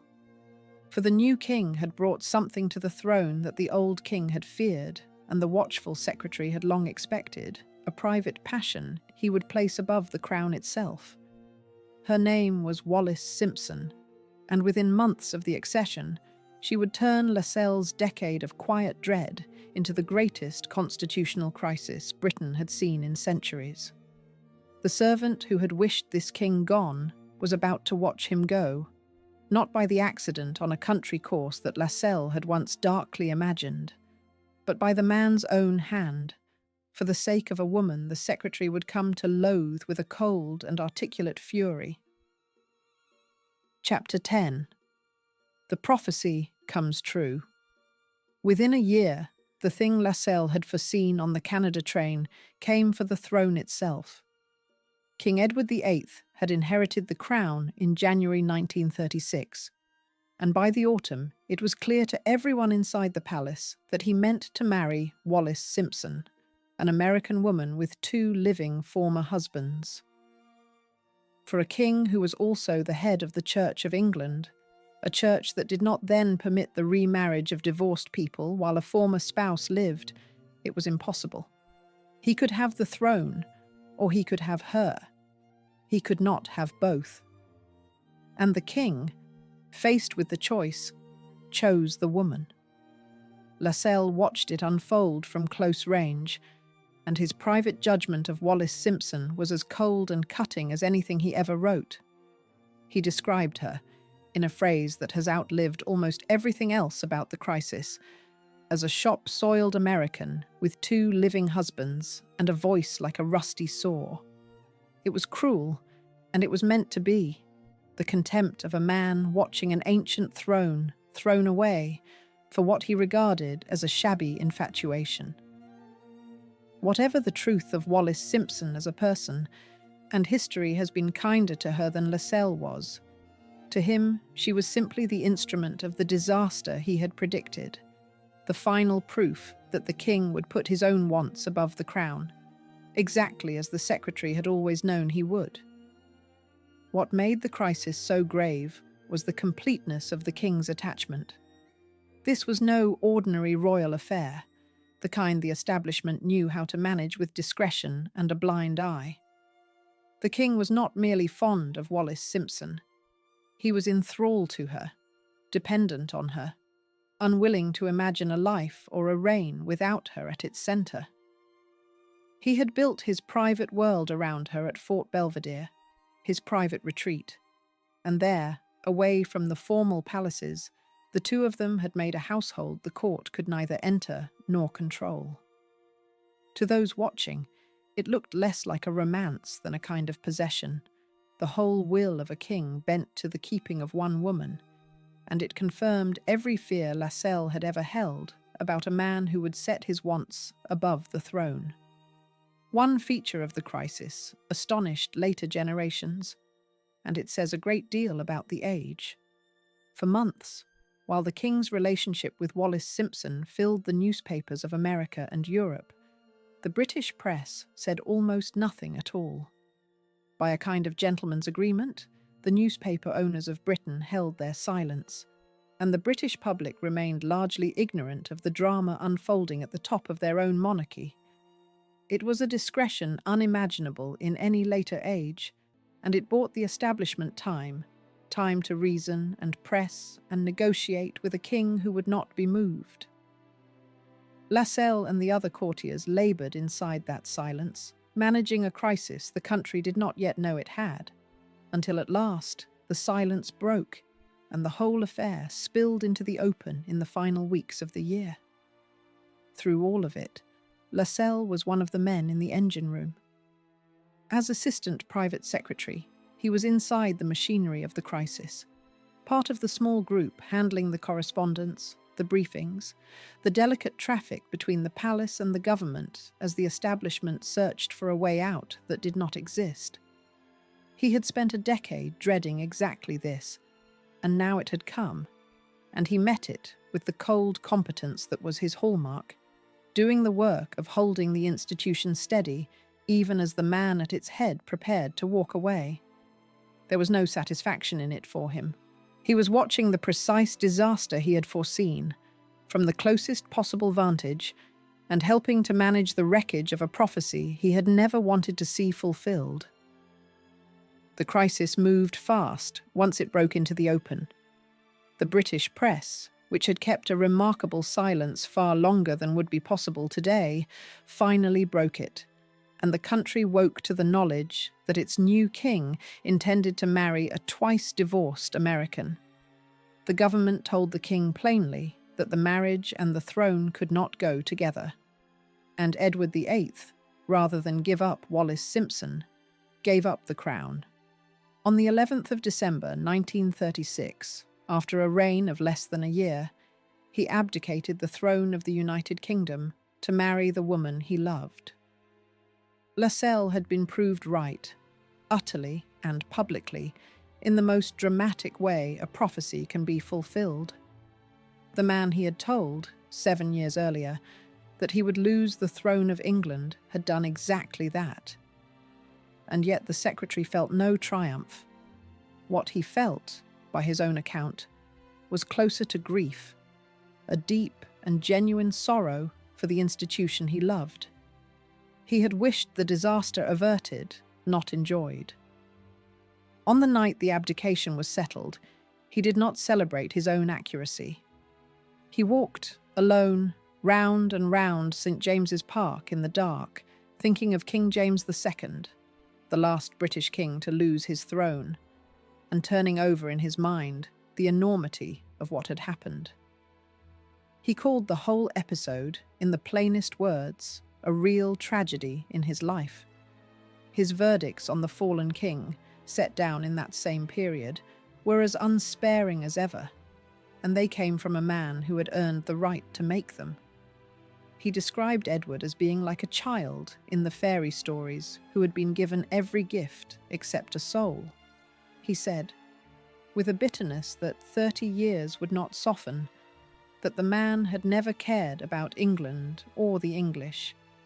He judged him, in the end, as habitually ready to sacrifice truth to his personal likes or dislikes, which is as damning a thing as a truthful man can say of another. These were not the complaints of an outsider. They were the conclusions of the person who had studied him longest and most closely, delivered at the moment the studying was vindicated. The fallen king knew exactly who had never believed in him, and he named him. In his long exile as the Duke of Windsor, Edward referred to Lascelles with a single venomous word. That snake, he called him, the man who had served him and judged him and been proved right about him. It is a revealing insult, because it concedes the very thing the Duke could never forgive, that the cold secretary had seen through the Golden Prince from the beginning, had measured him truly while the whole world was still in love. The king had lost his throne, the servant had kept his judgment, and the judgment had held. The fall did not end the story between the two men, though it changed its shape forever. Edward, now the Duke of Windsor, went into a long exile abroad, married Wallis Simpson at last, and nursed for the rest of his life a deep grievance against the palace and the family that had, as he saw it, cast him out. He knew that the establishment had never truly wanted him, and he knew which of its servants had judged him most coldly. The wound never healed on either side. Lascelles had been proved right, and being proved right had cost the monarchy its king and the duke his throne, and neither man ever pretended afterward that it might have gone another way. For the institution itself, the abdication was a near catastrophe survived. Never in more than 2 centuries had a British monarch left the throne, not since the distant upheavals Lascelles had walked the park thinking of. And the manner of this leaving, a king walking away for love in the full glare of the modern press, shook the monarchy to its foundations. It might have done lasting damage to the whole idea of the crown. Instead, by a strange mercy, it may have strengthened it, for the country now had in the new king a model of exactly the dutiful kingship the old one had lacked, and the contrast between the brother who fled and the brother who stayed would, in time, become one of the monarchy's quiet strengths. For this was the truth the abdication had confirmed beyond any argument. Lascelles served the crown, not the man who wore it. He had given his loyalty to the throne and withheld it from the unworthy king. And when king and throne came apart, as he had always feared they might, he grieved for the one and felt nothing for the other. The disaster he had predicted had come and gone, and the monarchy had survived it, battered but intact. Now it needed rebuilding, steadying, holding together through the frightened years ahead. And to do that, it would need exactly the sort of hard, loyal, unsentimental servant that Tommy Lascelles had spent his whole life becoming, in the service of a new king who was, in every way that mattered, the opposite of the brother he replaced. Chapter 11. The Good King and the War. The brother who took the throne was everything the elder had refused to be. Where Edward had been dazzling and hollow, the new king, George VI, was shy and dutiful and solid.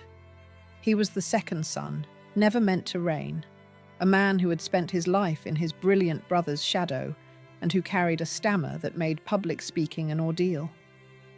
He had not wanted the throne. It had been thrust upon him by the abdication, and he took it up not with eagerness, but with a grim sense of obligation, which was precisely the quality his elder brother had lacked. And in that quality, Lascelles found, at last, a king he could serve with his whole heart. The relationship between the two men became the great counter-melody of Lascelles' life. He had spent a decade watching an heir who felt nothing for his duty. Now he served a king who felt almost nothing but duty, who drove himself through the hardest years in modern British history out of sheer stubborn obligation to his people and his crown. Lascelles gave him 16 years of unbroken loyalty, and the loyalty was deepened, not lessened, by the memory of what had come before. He had seen the throne treated as a plaything. Now he watched it treated as a burden borne with courage, and it moved him as the Golden Prince never had. He was knighted for his service in 1939, on the very edge of the war that would test them all. The king he now served had come to the throne frightened and unprepared, and that was part of what bound Lascelles to him. George VI had never wanted the crown, had never been trained for it, had spent his life as the overlooked second son while his dazzling brother soaked up the light. He was shy to the point of pain, and he carried a stammer that turned every public speech into an ordeal to be conquered word by word. When the abdication thrust the throne upon him, the weight of it nearly broke him, and then he carried it. That was the whole of the man, and the whole of why Lascelles loved him. He was afraid, and he did his duty anyway, which is the only kind of courage that finally counts. The partnership between the anxious king and the exacting secretary became one of the closest of Lascelles' life. He guided the new king through the strange machinery of monarchy that his brother had scorned to learn, steadied him, advised him, drafted for him, and gave him the loyalty the elder brother had never earned. It was built on the thing they both believed in, the duty of the crown to the country, and it deepened year by year as the two men worked side by side through the darkening decade. Lascelles had spent 9 years serving a man he could not respect. Now he would spend 16 serving a man he could, and the contrast made the loyalty all the fiercer. For the palace as a whole, the new reign was a rescue as much as a beginning. The household that had been kept at arm's length by Edward VIII was drawn back to the centre by his brother, who knew he needed every ounce of experience the old courtiers could give him. Lascelles, who had watched the previous reign from its uneasy edges, found himself once more at the heart of things, trusted and used and essential. The institution had come through its near death and closed ranks around a king who understood it, and the men who ran it, Lascelles foremost among them, set about the long work of rebuilding what the abdication had shaken. Then the war came, and Lascelles rose to the centre of it. As the king's assistant private secretary, and from 1943 as his private secretary, he sat at one of the best informed desks in Britain. He saw the most secret papers of the state, cabinet decisions, military plans, the flow of intelligence that governed the war. All of it crossed his desk on its way to and from the king. By his own record, he knew of the existence of the atomic bomb months before it was dropped on Hiroshima, one of a tiny handful of people in the country entrusted with the deepest secret of the age. He was, in the quietest possible way, one of the most knowledgeable men in wartime Britain. His power in these years lay in his position at the meeting point of two strong forces, the Crown and the government, the cautious king and the headstrong Prime Minister. That Prime Minister, for most of the war, was Winston Churchill, a man of enormous will and impulse, and the relationship between him and the king needed careful, constant tending. Lascelles was the man who tended it, smoothing the friction, managing the misunderstandings, making sure that the monarch and his first minister pulled together through the crisis rather than against each other.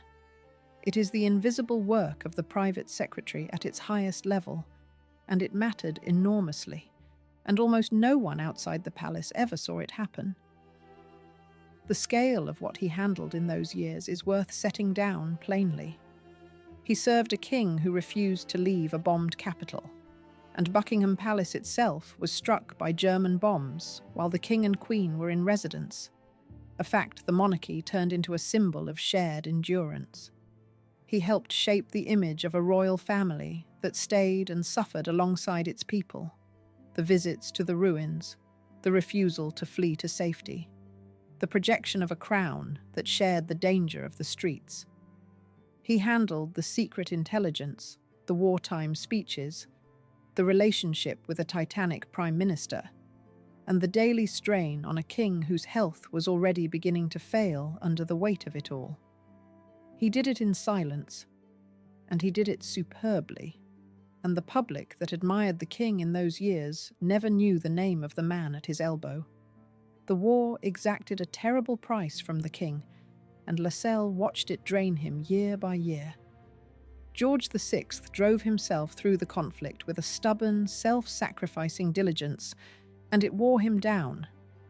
The strain of the reign he had never wanted, carried through the hardest years in modern British history, aged him and weakened him and shortened his life. Lascelles, closer to him than almost anyone, saw the cost accumulating behind the public composure, and he understood, before most, that the good king he served was paying for his crown with his health. It gave their partnership its final, poignant colour. The elder brother had thrown the throne away and lived on for decades in comfortable exile. The younger had taken it up out of duty and let it kill him, slowly, in the service of his people. The war years were, in their way, the vindication of everything Lascelles believed about the monarchy. He had always held that the crown survived by being useful, by earning its place through duty and service, rather than demanding it by right. The war proved him right on the largest possible stage. A dutiful king, steadied by devoted servants, had become a genuine source of strength to a nation fighting for its life, a symbol of endurance and continuity that no dictator could match. The monarchy his brother had nearly wrecked for the sake of a private passion had, under the brother who stayed, become one of the pillars of national survival. Lascelles had staked his life on the difference between those two kinds of king, and the war had settled the argument in the most decisive way imaginable. The burden of what he knew in those years would have crushed a lesser man. He carried the true state of the war inside him, the real losses behind the hopeful communiques, the secret plans and the secret weapons, the daily knowledge of how close the whole thing sometimes came to disaster, and he carried it in silence, giving nothing away, steadying the king and the household with a calm that betrayed none of it. It was the discretion of his whole life, raised to its highest and hardest pitch. In peacetime, a private secretary keeps the small secrets of a family.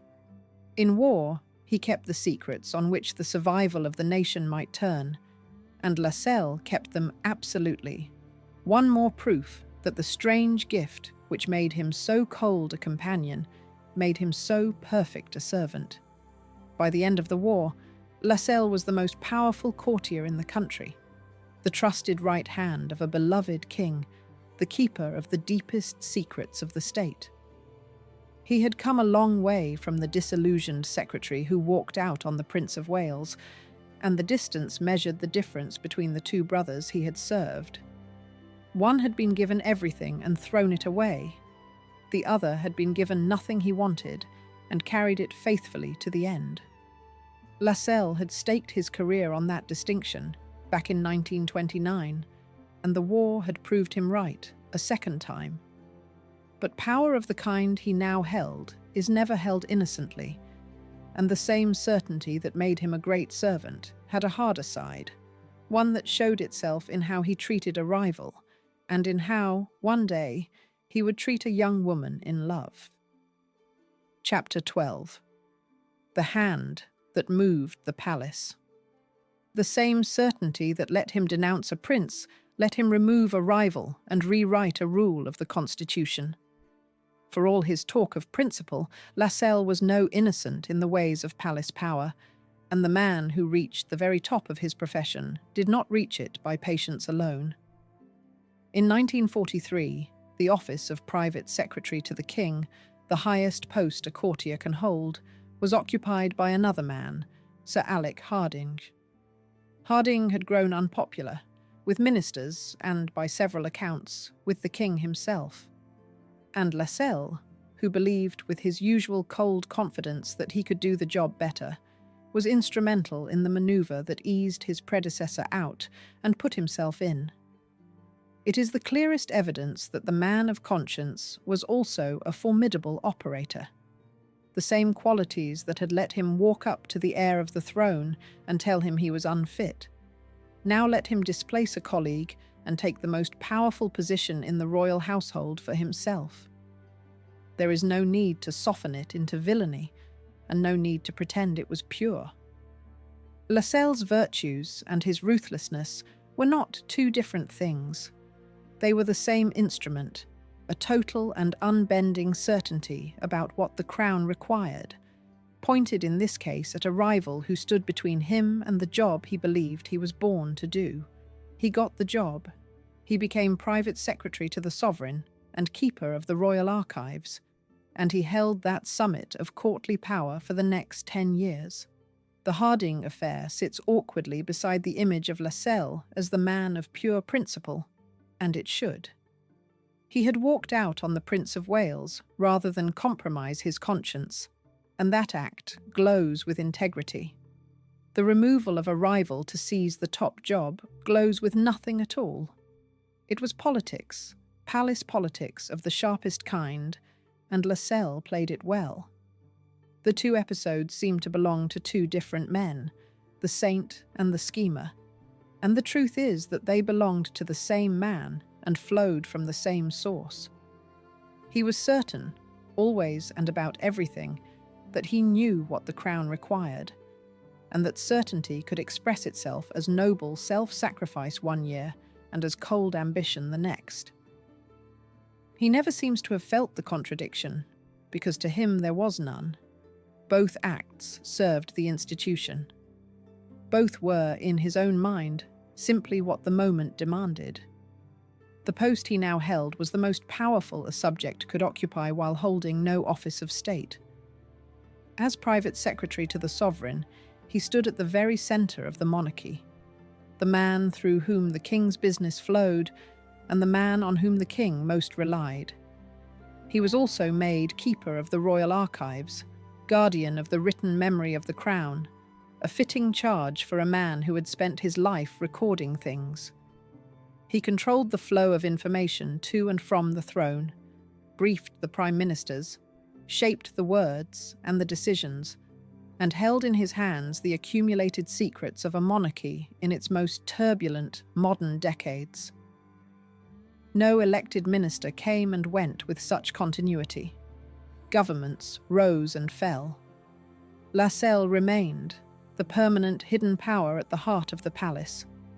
From that height, he did something even more remarkable, something that reached beyond the palace into the machinery of the Constitution itself. In 1950, he wrote a letter to a national newspaper, and he signed it not with his own name, but with a single Latin pen name, Senex. In that letter, he set out the exact conditions under which a constitutional monarch might properly refuse a request from a prime minister to dissolve parliament and call an election. It was a delicate and difficult question, one that touched the deepest reserves of royal power, and Lascelles answered it with such clarity that his answer stuck. Those conditions became known as the Lascelles Principles, and they are still cited today in Britain and across the Commonwealth, whenever the question arises of when a monarch may say no to a prime minister. The meaning of that is easy to miss. A private secretary, holding no office recognized by any law, writing anonymously to a newspaper, quietly set down part of the working rulebook of the monarchy, and it held. Generations of constitutional scholars have argued over his words.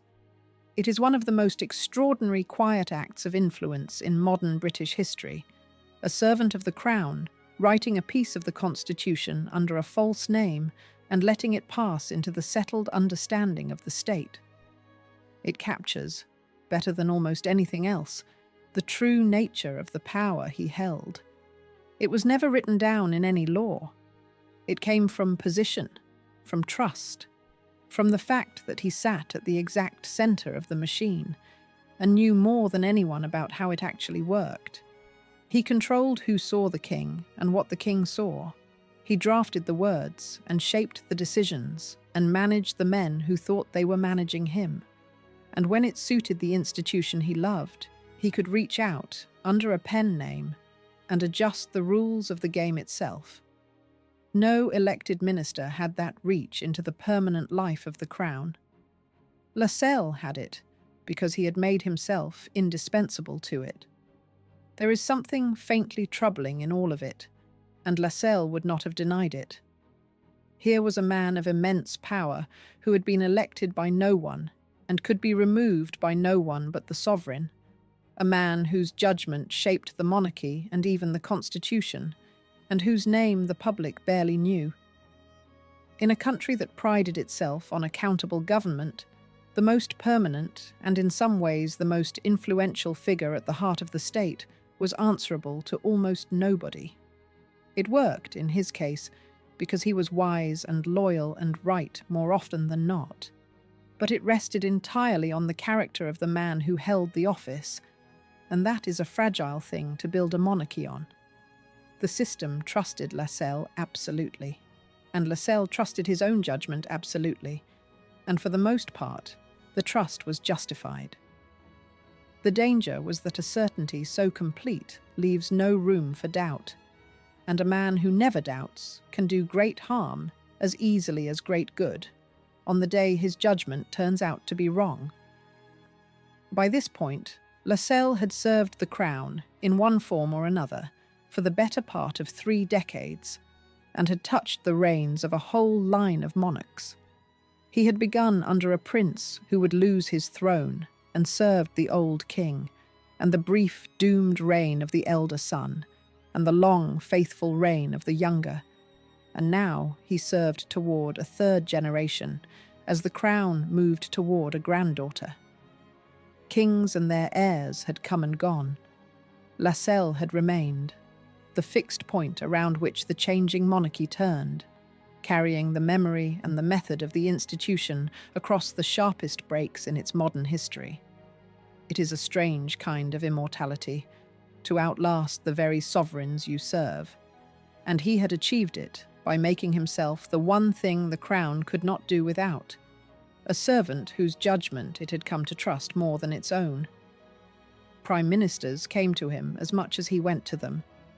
The great political figures of the age, Churchill among them, dealt with Lascelles as the essential channel to the sovereign, the man who knew the royal mind and could shape it, the one fixed and knowledgeable point in a palace of changing faces. They trusted his judgment and relied on his discretion, and in the endless, delicate negotiation between the crown and its governments, he was the steady hand on the palace side, drafting the compromises, smoothing the frictions, keeping the monarchy above the political fray, while quietly making sure it was never caught out by it. Few men outside elected office have ever sat so near the working centre of British power, and fewer still have done it so completely unseen. By the early 1950s, he stood at the very summit of his life's work, the trusted servant of a dying king, the keeper of the archives and the secrets, the hidden hand behind the throne, the man who had been proved right about the abdication and had helped hold the monarchy together through its hardest war. He had wished one king gone and served another to the grave, and in between, he had become the most powerful courtier in the country. There was one great act left in his career, and it would be the one that history remembered most darkly. For the old king was failing, and when he died, a young woman of 25 would come to the throne, and she would have a sister, and the sister would fall in love with exactly the wrong man. Chapter 13. A Young Queen and One Last Duty. When King George VI died, the old servant carried his loyalty to a girl of 25. The king had been failing for a long time, worn down by the war and by the illness that would kill him, and in February 1952, he died. His elder daughter, Elizabeth, learned in a single moment that her father was gone and that she was queen, and she came home to a throne she had not expected to inherit so soon. A young woman of 25, suddenly made sovereign of a great and anxious nation. Lascelles, who had served her father with such devotion, now carried that loyalty forward to the daughter. He became private secretary to the new queen, Elizabeth II, and he set about steering her through the overwhelming first months of her reign. He was by now the grand old man of the palace, a figure of immense authority and experience, a living link to her father and her grandfather, and to the whole modern history of the crown. To a young and untested queen, he was the steadiest hand in the building, the man who knew how everything worked and what everything meant, the keeper of the institution she had just been handed. He was old enough to be her grandfather himself, and he carried in his person the accumulated experience of more than 30 years at the very centre of the crown.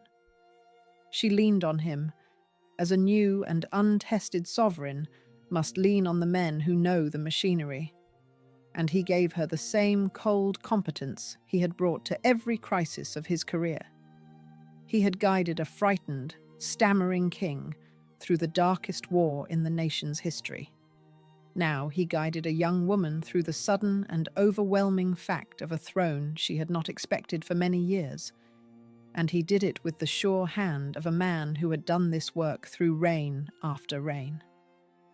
To her, he was continuity itself, the living proof that the institution would hold whoever sat upon it. The work of an accession is enormous and almost entirely invisible, and it fell largely to him. A monarch dies, and in the same instant another becomes sovereign. And between those two facts lies a vast machinery of proclamation and protocol, of oaths and councils, and the 1,000 small adjustments by which a country changes its head of state without a tremor.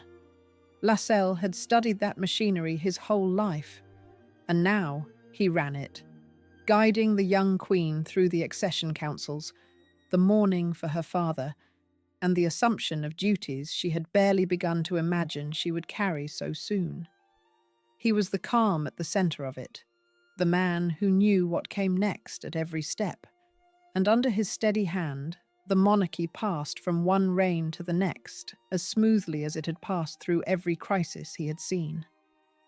Beneath the smooth performance of duty, the death of George VI was a genuine grief to Lascelles, perhaps the deepest of his professional life.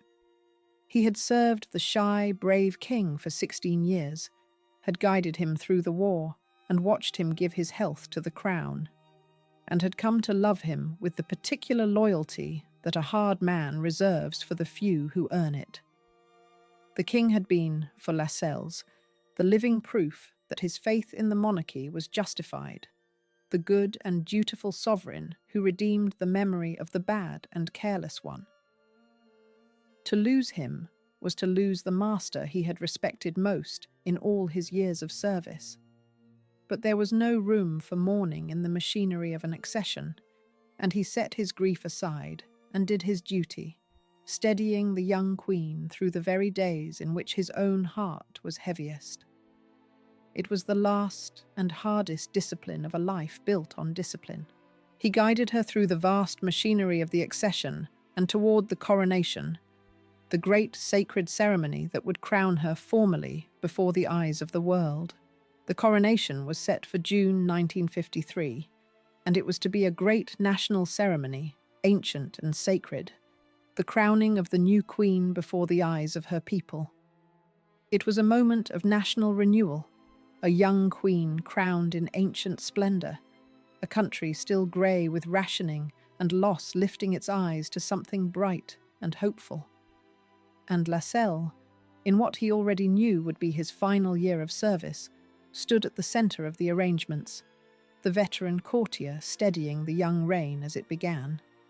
The coronation itself, set for June 1953, was to be a great national ceremony, ancient and sacred, carried to the widest public a coronation had ever reached. A country still grey and rationed after the war lifted its eyes to the young queen crowned in gold and ermine, and for a single day the monarchy was pure magic again. The abdication and the war and the long, hard years all dissolved in the splendour of a new beginning. Lascelles, in the last months of his service, was the veteran hand behind the pageantry, the man who saw that the vast and delicate machinery of the great day ran without a fault. It was the perfect note on which to end a career, the loyal old servant crowning a new age. There was a deeper meaning in that coronation that Lascelles, of all people, was equipped to feel. He had entered royal service in an age when the monarchy was first learning to present itself to a mass public, and he had spent his whole career managing the crown's uneasy relationship with an ever more intrusive press. Now, at the end, he watched the monarchy carry its most sacred moment out to the whole nation, the ancient right and the modern public brought together as they had never quite been before. The institution he had served had been remade around him, from a remote and Victorian thing into a modern public spectacle, and he had helped to steer it through every stage of the change. The old world he had been born into was gone.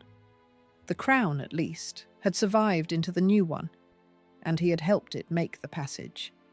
He had come an extraordinary distance.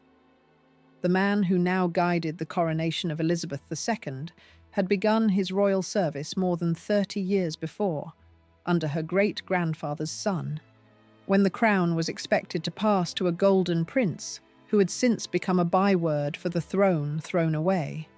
Lascelles had served through it all, the reckless heir, the abdication, the good king and the war, and now the fresh start of a young queen. He had outlasted them, buried some of them, judged all of them, and held the institution steady while the people at its head came and went. It was the summit of a long and hidden career, and he might have retired on that high and dignified note, remembered only as the loyal servant of kings. But the new reign carried within it, from almost its first days, the seeds of one more crisis, and it would fall to Lascelles to handle it. The young queen had a younger sister, Princess Margaret, spirited and beautiful and 22 years old, and Princess Margaret had fallen in love. The man she loved was a decorated wartime pilot, a member of the royal household, handsome and admired and entirely unsuitable because he was divorced. In the eyes of the Church and the constitution that Lascelles had spent his life serving, it was an impossible match. And so the old servant, in his final months of power, turned the same cold and unbending judgment he had once turned on a reckless prince onto a young woman who had done nothing wrong but lose her heart to the wrong man. Chapter 14. The Breaking of Princess Margaret. The last great use of his power began with a young woman brushing a piece of fluff from a pilot's uniform. On the day of the coronation, in June 1953, at the very summit of the monarchy's public glory, Princess Margaret was seen to reach up and pick a piece of lint from the tunic of Group Captain Peter Townsend, a small and tender gesture, the kind of thing done without thinking by a woman who is in love and no longer entirely careful to hide it. The watching press caught it at once and understood it at once, and the story that the Queen's sister loved a divorced man began to move through the world. Peter Townsend was a genuine hero, a fighter pilot who had flown in the Battle of Britain, a man of charm and courage who had come into the royal household as an equerry, first to King George VI and then to the young Queen. There was nothing shabby about him, but he had been married, and he had divorced his first wife the year before, and that single fact made him, in the eyes of the Church of England, an impossible husband for the sister of its supreme governor. The Church did not then allow the remarriage of a divorced person while the former spouse still lived, and the sovereign, under an old law, held a veto over the marriages of the royal family. The romance had grown up quietly, inside the household, in the years after the war. Townsend had served the royal family closely as an equerry, first to the old king and then to the young queen, and in the daily intimacy of that service, he and the princess had fallen in love. For a time it was a private thing, known only within the family and the household, the kind of secret the palace was expert at keeping. But Margaret was young and in love, and not always careful. And Townsend was a married man in the middle of a divorce, and a secret of that kind could not be kept forever. The gesture at the coronation, a princess reaching up to a pilot's uniform before the eyes of the world's press, tore the veil away, and once the story was out, there was no putting it back. What made it a tragedy rather than a scandal was that there was nothing shameful in it, only impossibility. Townsend was no cad and no fortune hunter. He was a decorated war hero, a man of honor, and his divorce had followed his own wife's departure rather than any fault of his. In an ordinary family, the match would have been unremarkable, but the princess was the sister of the sovereign, close in line to the throne, and the sovereign was the head of a church that did not permit the remarriage of the divorced. The rules of the institution and the desires of the heart had collided, and the institution, as always in Lascelles' world, was the heavier of the two. It was the same collision that had brought down the princess's uncle 16 years before, only reversed, and everyone in the family remembered how that one had ended. To Lascelles, the matter was a constitutional problem, and nothing softer, and he approached it exactly as he had approached every other threat to the institution across 30 years, coldly and by the book. The obstacles were real, and he knew them precisely. There was the Royal Marriages Act of 1772, which required the sovereign's consent for the marriage of a member of the royal family under the age of 25, and Margaret was 22. There was the church's bar on remarriage, and there was the weight of the dominions, the many nations of which Elizabeth was now queen, whose opinion could not be ignored. Set against all of that was a young woman's happiness, and to a man of Lascelles' creed, the young woman's happiness was simply not the heaviest thing on the scale. When Townsend spoke to him of the relationship, Lascelles delivered the line that has followed his name ever since. "You must be either mad or bad," he told the war hero. Mad or bad, to imagine that such a marriage could be allowed. It was the whole man in a single sentence, the cold certainty, the refusal to be moved by feeling, the absolute conviction that the institution came first, and the people inside it must simply bend to it. He advised that Townsend be removed from the scene, and removed he was. The group captain was posted abroad, sent as air attaché to the British Embassy in Brussels, and his departure was arranged for the end of June 1953, brought forward so that he would be gone from the country before the princess returned from a tour, and the two could be kept safely apart. For Lascelles, there was a terrible symmetry in the situation, and it can only have sharpened his resolve. 16 years earlier, he had watched a member of this same family put private love above the demands of the crown, and the result had been the gravest crisis the monarchy had faced in centuries. He had sworn, in effect, that it would not happen again while he held his post. Now here was the pattern returning. Another royal wishing to marry a divorced person. Another collision between the heart and the institution.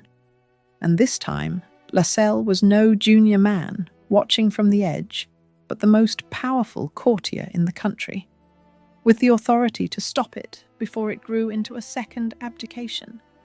He would not let the family repeat its greatest mistake. Whatever it cost the princess, the institution would be protected, and the protecting would be the last great act of his service. The separation did its slow and grinding work. For 2 years, the lovers were kept apart by distance and duty, and the immense pressure of the institution raged against them, and in the end, it broke them. In October 1955, Princess Margaret gave up the man she loved. She announced, in a public statement of great and painful dignity, that she would not marry Peter Townsend, mindful of the Church's teaching and of her duty to the Commonwealth. She chose the crown over the man.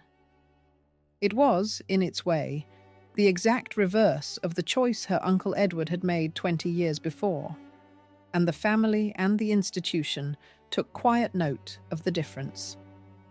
Here the story demands a careful hand, because the easy version is not quite the true one. Lascelles did not break Princess Margaret out of cruelty or spite. He applied the rules as they actually were, the Act and the Church and the weight of the dominions, and he had in fact retired from his post before the affair reached its unhappy end in 1955. He was the machinery, not the malice. And yet the machinery was merciless, and the human cost was real, and a young woman's life was bent permanently around a decision that men like Lascelles made on the institution's behalf. Both things are true at once.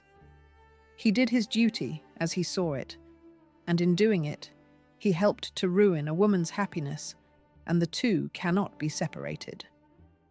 The cost fell almost entirely on the princess, and it was a heavy one.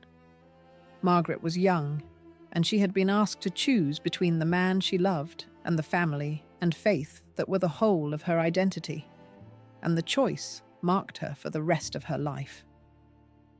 The bright, spirited girl of the coronation became, in the years that followed, a more troubled and restless figure, her later unhappiness traced by many back to this first great denial. She had done nothing wrong.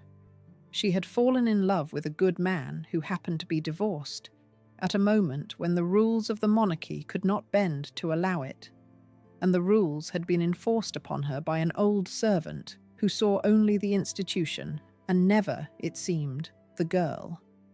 Whether the price was worth the principle is a question the story cannot settle, and it is the question that hangs over the whole of Lascelles' hardest and coldest act. Princess Margaret knew exactly whom to blame. In the years that followed, when the old courtier and the wounded princess found themselves living within sight of one another, she is reported to have looked at him and said, "There goes the man who ruined my life," and to have refused to speak to him ever again. The words are widely repeated, though they rest on report rather than on any record in her own hand, and they should be held as the bitter memory they are, rather than as a proven quotation. But whatever the precise words, the feeling behind them was real enough. To Margaret, Lascelles was not the loyal guardian of the crown. He was the cold hand that had reached into her life and taken away the one thing she wanted, in the name of an institution that asked everything of her, and gave her, in return, a lifetime of watching what might have been. Chapter 15. The Grace and Favour Years. He retired with every honour the crown could give a servant, and moved into a flat a few doors from the woman he had helped to thwart. Lascelles left his post on the last day of 1953 at the age of 66, after more than 30 years at the centre of the monarchy. He went not in disgrace, but in glory, loaded with the marks of royal favour, the very picture of the faithful servant honourably retired. And in the manner of his going, there was one detail that captured the whole of the man, dry and proud, and entirely sure of his own worth. On his retirement, he was made a Knight Grand Cross of the Order of the Bath, one of the highest honours the sovereign can bestow. And he was offered more. Winston Churchill, who valued him, offered him a hereditary peerage, a seat in the House of Lords, and a title to pass to his heirs, the ordinary crown of a great public career. Lascelles turned it down. He turned it down twice. He held, with the serene certainty that marked everything he did, that the honour he already had rated higher than a peerage, and he preferred to remain plain Sir Alan Lascelles, Knight Grand Cross, than to become a lord. It was the judgment of a man who measured rank by his own private scale and cared nothing for what impressed other people. Most men who reach the end of a great career in royal service accept the earldom or the barony that is offered, and pass a title down to their sons and take their place among the lords of the realm. Lascelles waved it away, twice, on the grounds that the honour he already held stood higher in his own reckoning than any peerage could. It was the choice of a man who had spent his life among the truly grand and had formed his own scale of what mattered, a scale that owed nothing to the opinions of the world. He did not need a coronet to know his own worth. He had served 4 monarchs at the closest range and been trusted with the deepest secrets of the crown, and to him that was a grander inheritance than any title a prime minister could bestow. In his retirement, the crown gave him a home, as it gives its most trusted old servants, a grace and favour residence, rent-free, inside one of the royal palaces. His was at Kensington Palace, in the old stable block, and there he lived out the rest of his long life, a servant of the crown, ending his days within the crown's own walls. There was a bitter irony folded into the address, because Kensington Palace was also home to members of the royal family, and among them, for a time, was Princess Margaret herself, the man who had helped to end her great romance, and the woman whose romance he had helped to end lived out their later years within the same palace grounds, in a silence that was never broken. The arrangement had a cruelty in it that no one seems to have intended. Here were 2 people bound together by the worst episode of both their lives, the old courtier who had helped to end the great romance, and the princess whose romance he had ended, set down to live out their years within the same walls. They could hardly avoid the sight of one another entirely.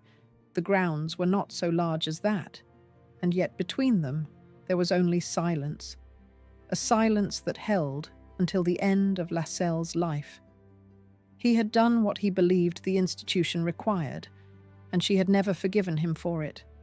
And the 2 of them carried that unresolved and unspoken thing through the long years of proximity, neighbours and strangers at once, a living monument to the cost of what he had done.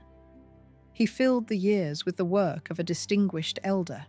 He chaired public bodies, sat on boards, gave his judgment where it was wanted, and withheld it where it was not.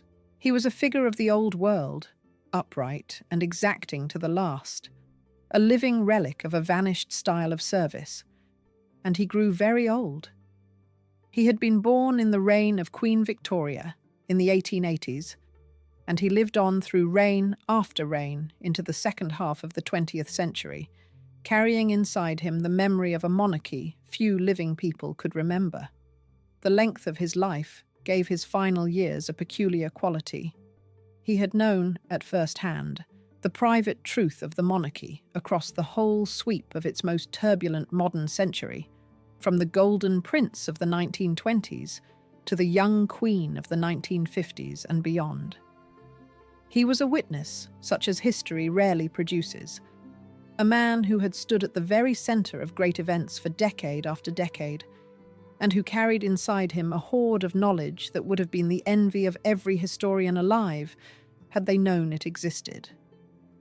He had watched the monarchy nearly destroy itself and then remake itself, had helped it survive an abdication and a war and the death of a beloved king, and he held the whole of that hidden history in a single, unforgiving memory.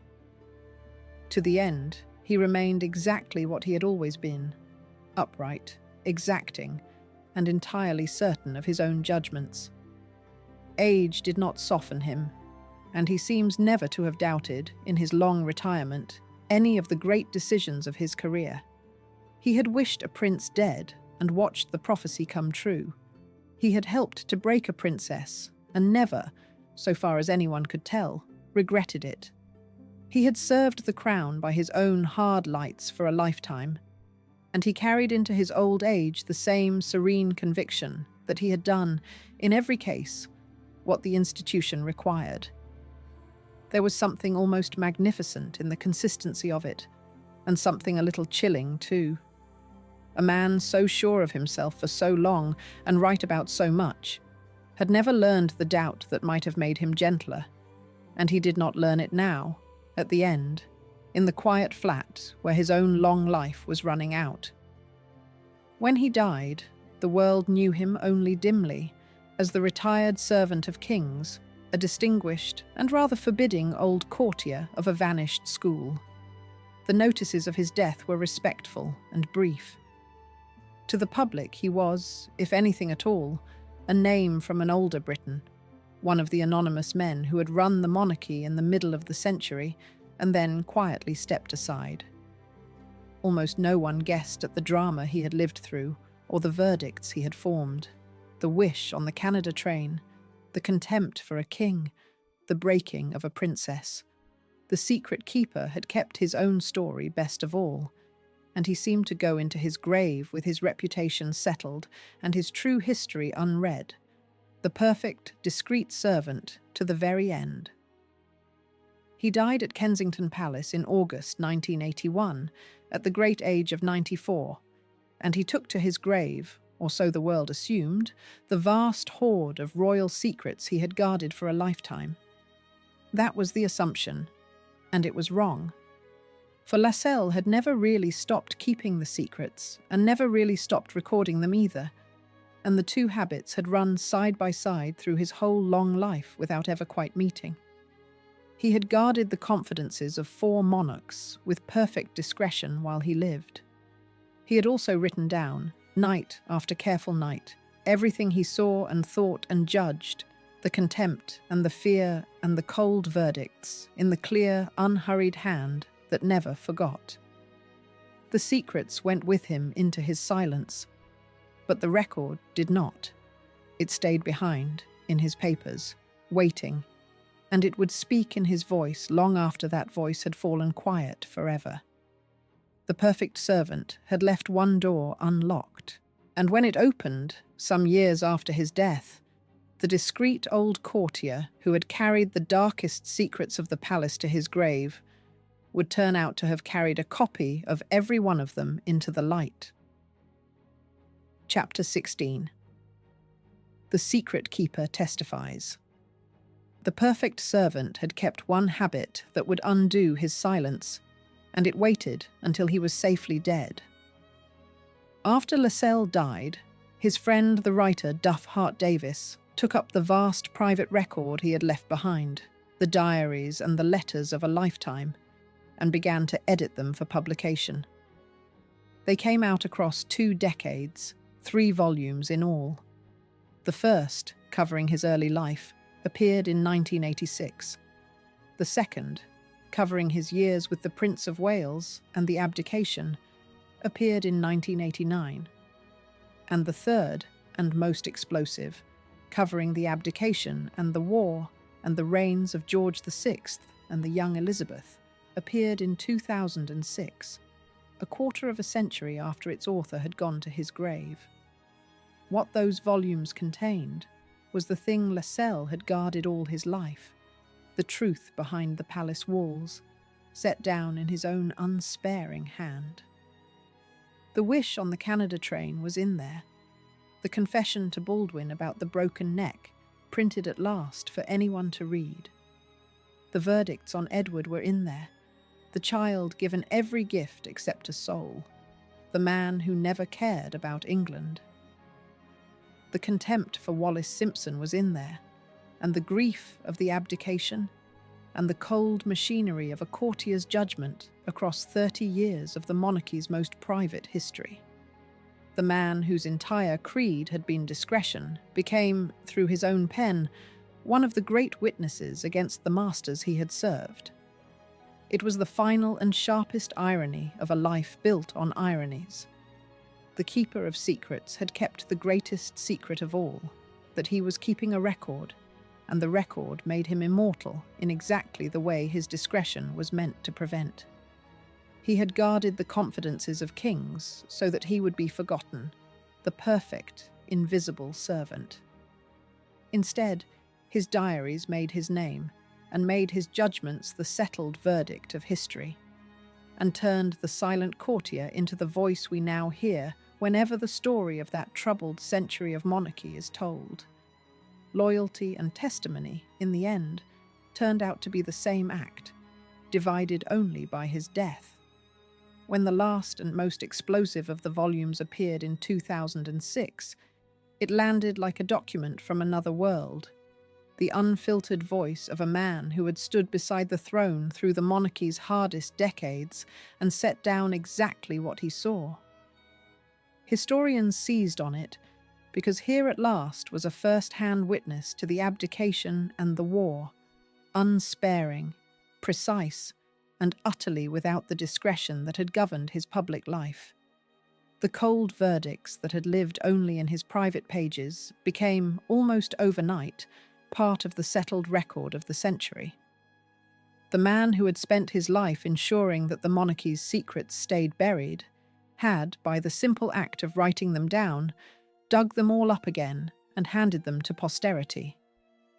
It was the greatest breach of discretion in the modern history of the court, and it was committed by the most discreet servant the court had ever known. And then, 30 years further on, the story found an even larger stage. In 2016, a television drama about the modern monarchy brought Tommy Lascelles back to life for an audience of many millions who had never heard of a private secretary. Played with flint-faced precision by the actor Pip Torrens, the cold and correct Lascelles became to a new generation the very image of the establishment, the unbending old courtier who guarded the throne and crushed the feelings of those who threatened it. The performance made him famous a second time, and it fixed him in the popular mind as a kind of villain, the hard hand of a heartless institution. There is a final irony in the fame the drama brought him.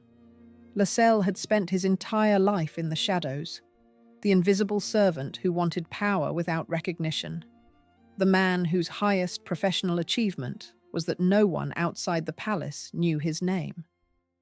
And now, through a television series watched around the world, his name is better known than that of almost any private secretary who ever lived.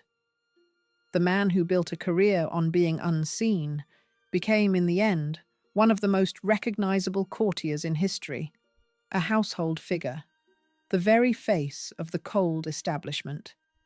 He would have hated it, and he would have understood that he had brought it entirely on himself, with the same careful pen that had recorded everything else. The drama and the diaries together made him, improbably, a subject of argument. The cold courtier debated and defended and condemned by people born long after his death. Some saw a villain, the heartless enforcer of a cruel institution. Others saw a hero, the last serious guardian of a monarchy that would have been the poorer without him. Both sides were arguing about a man who had spent his life making sure that no one would ever have cause to argue about him at all, and the irony of it would not have been lost on him. But the truth of him was always stranger and larger than the villain of the drama. Was he the monster who broke a princess and despised a king? Or the clear-sighted servant who saw the disaster coming 9 years before the rest of the country and gave his life to holding the throne together through it? The confession on the Canada train is the key to the whole question, because a man who wishes the heir to the throne dead is either a traitor to the crown or its most desperate defender, and Lascelles was no traitor. He was a believer, loyal to the institution above any single person who wore it, willing to be the villain in someone else's story because he thought the story larger than the people caught inside it.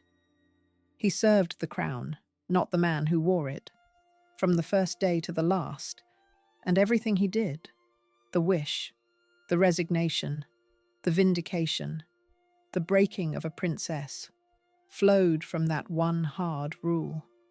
He was right about Edward. The diaries prove it, and the abdication proved it before them.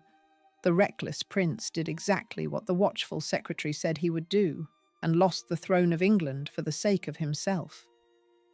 Whether he was right about Margaret is a harder question, and it is the one this story leaves open, because the same certainty that saw the truth about a bad king also reached into the life of a young woman who had done nothing wrong and bent it out of shape in the name of the institution. He kept the throne steady. He also kept the receipts. And in the end, on a train crossing Canada in 1927, a devoted servant of the crown had looked at the man who would be king, wished him gone for the good of them all, and then spent the rest of his life and the whole of his silent pen proving how right and how terrible that wish had been. If this story held you, subscribe, because there are more like it coming. And tell me one thing in the comments. Do you see Tommy Lascelles as the cold hand that broke Princess Margaret, or as the one man clear-sighted enough to see the disaster coming? I would love to know where you land and why.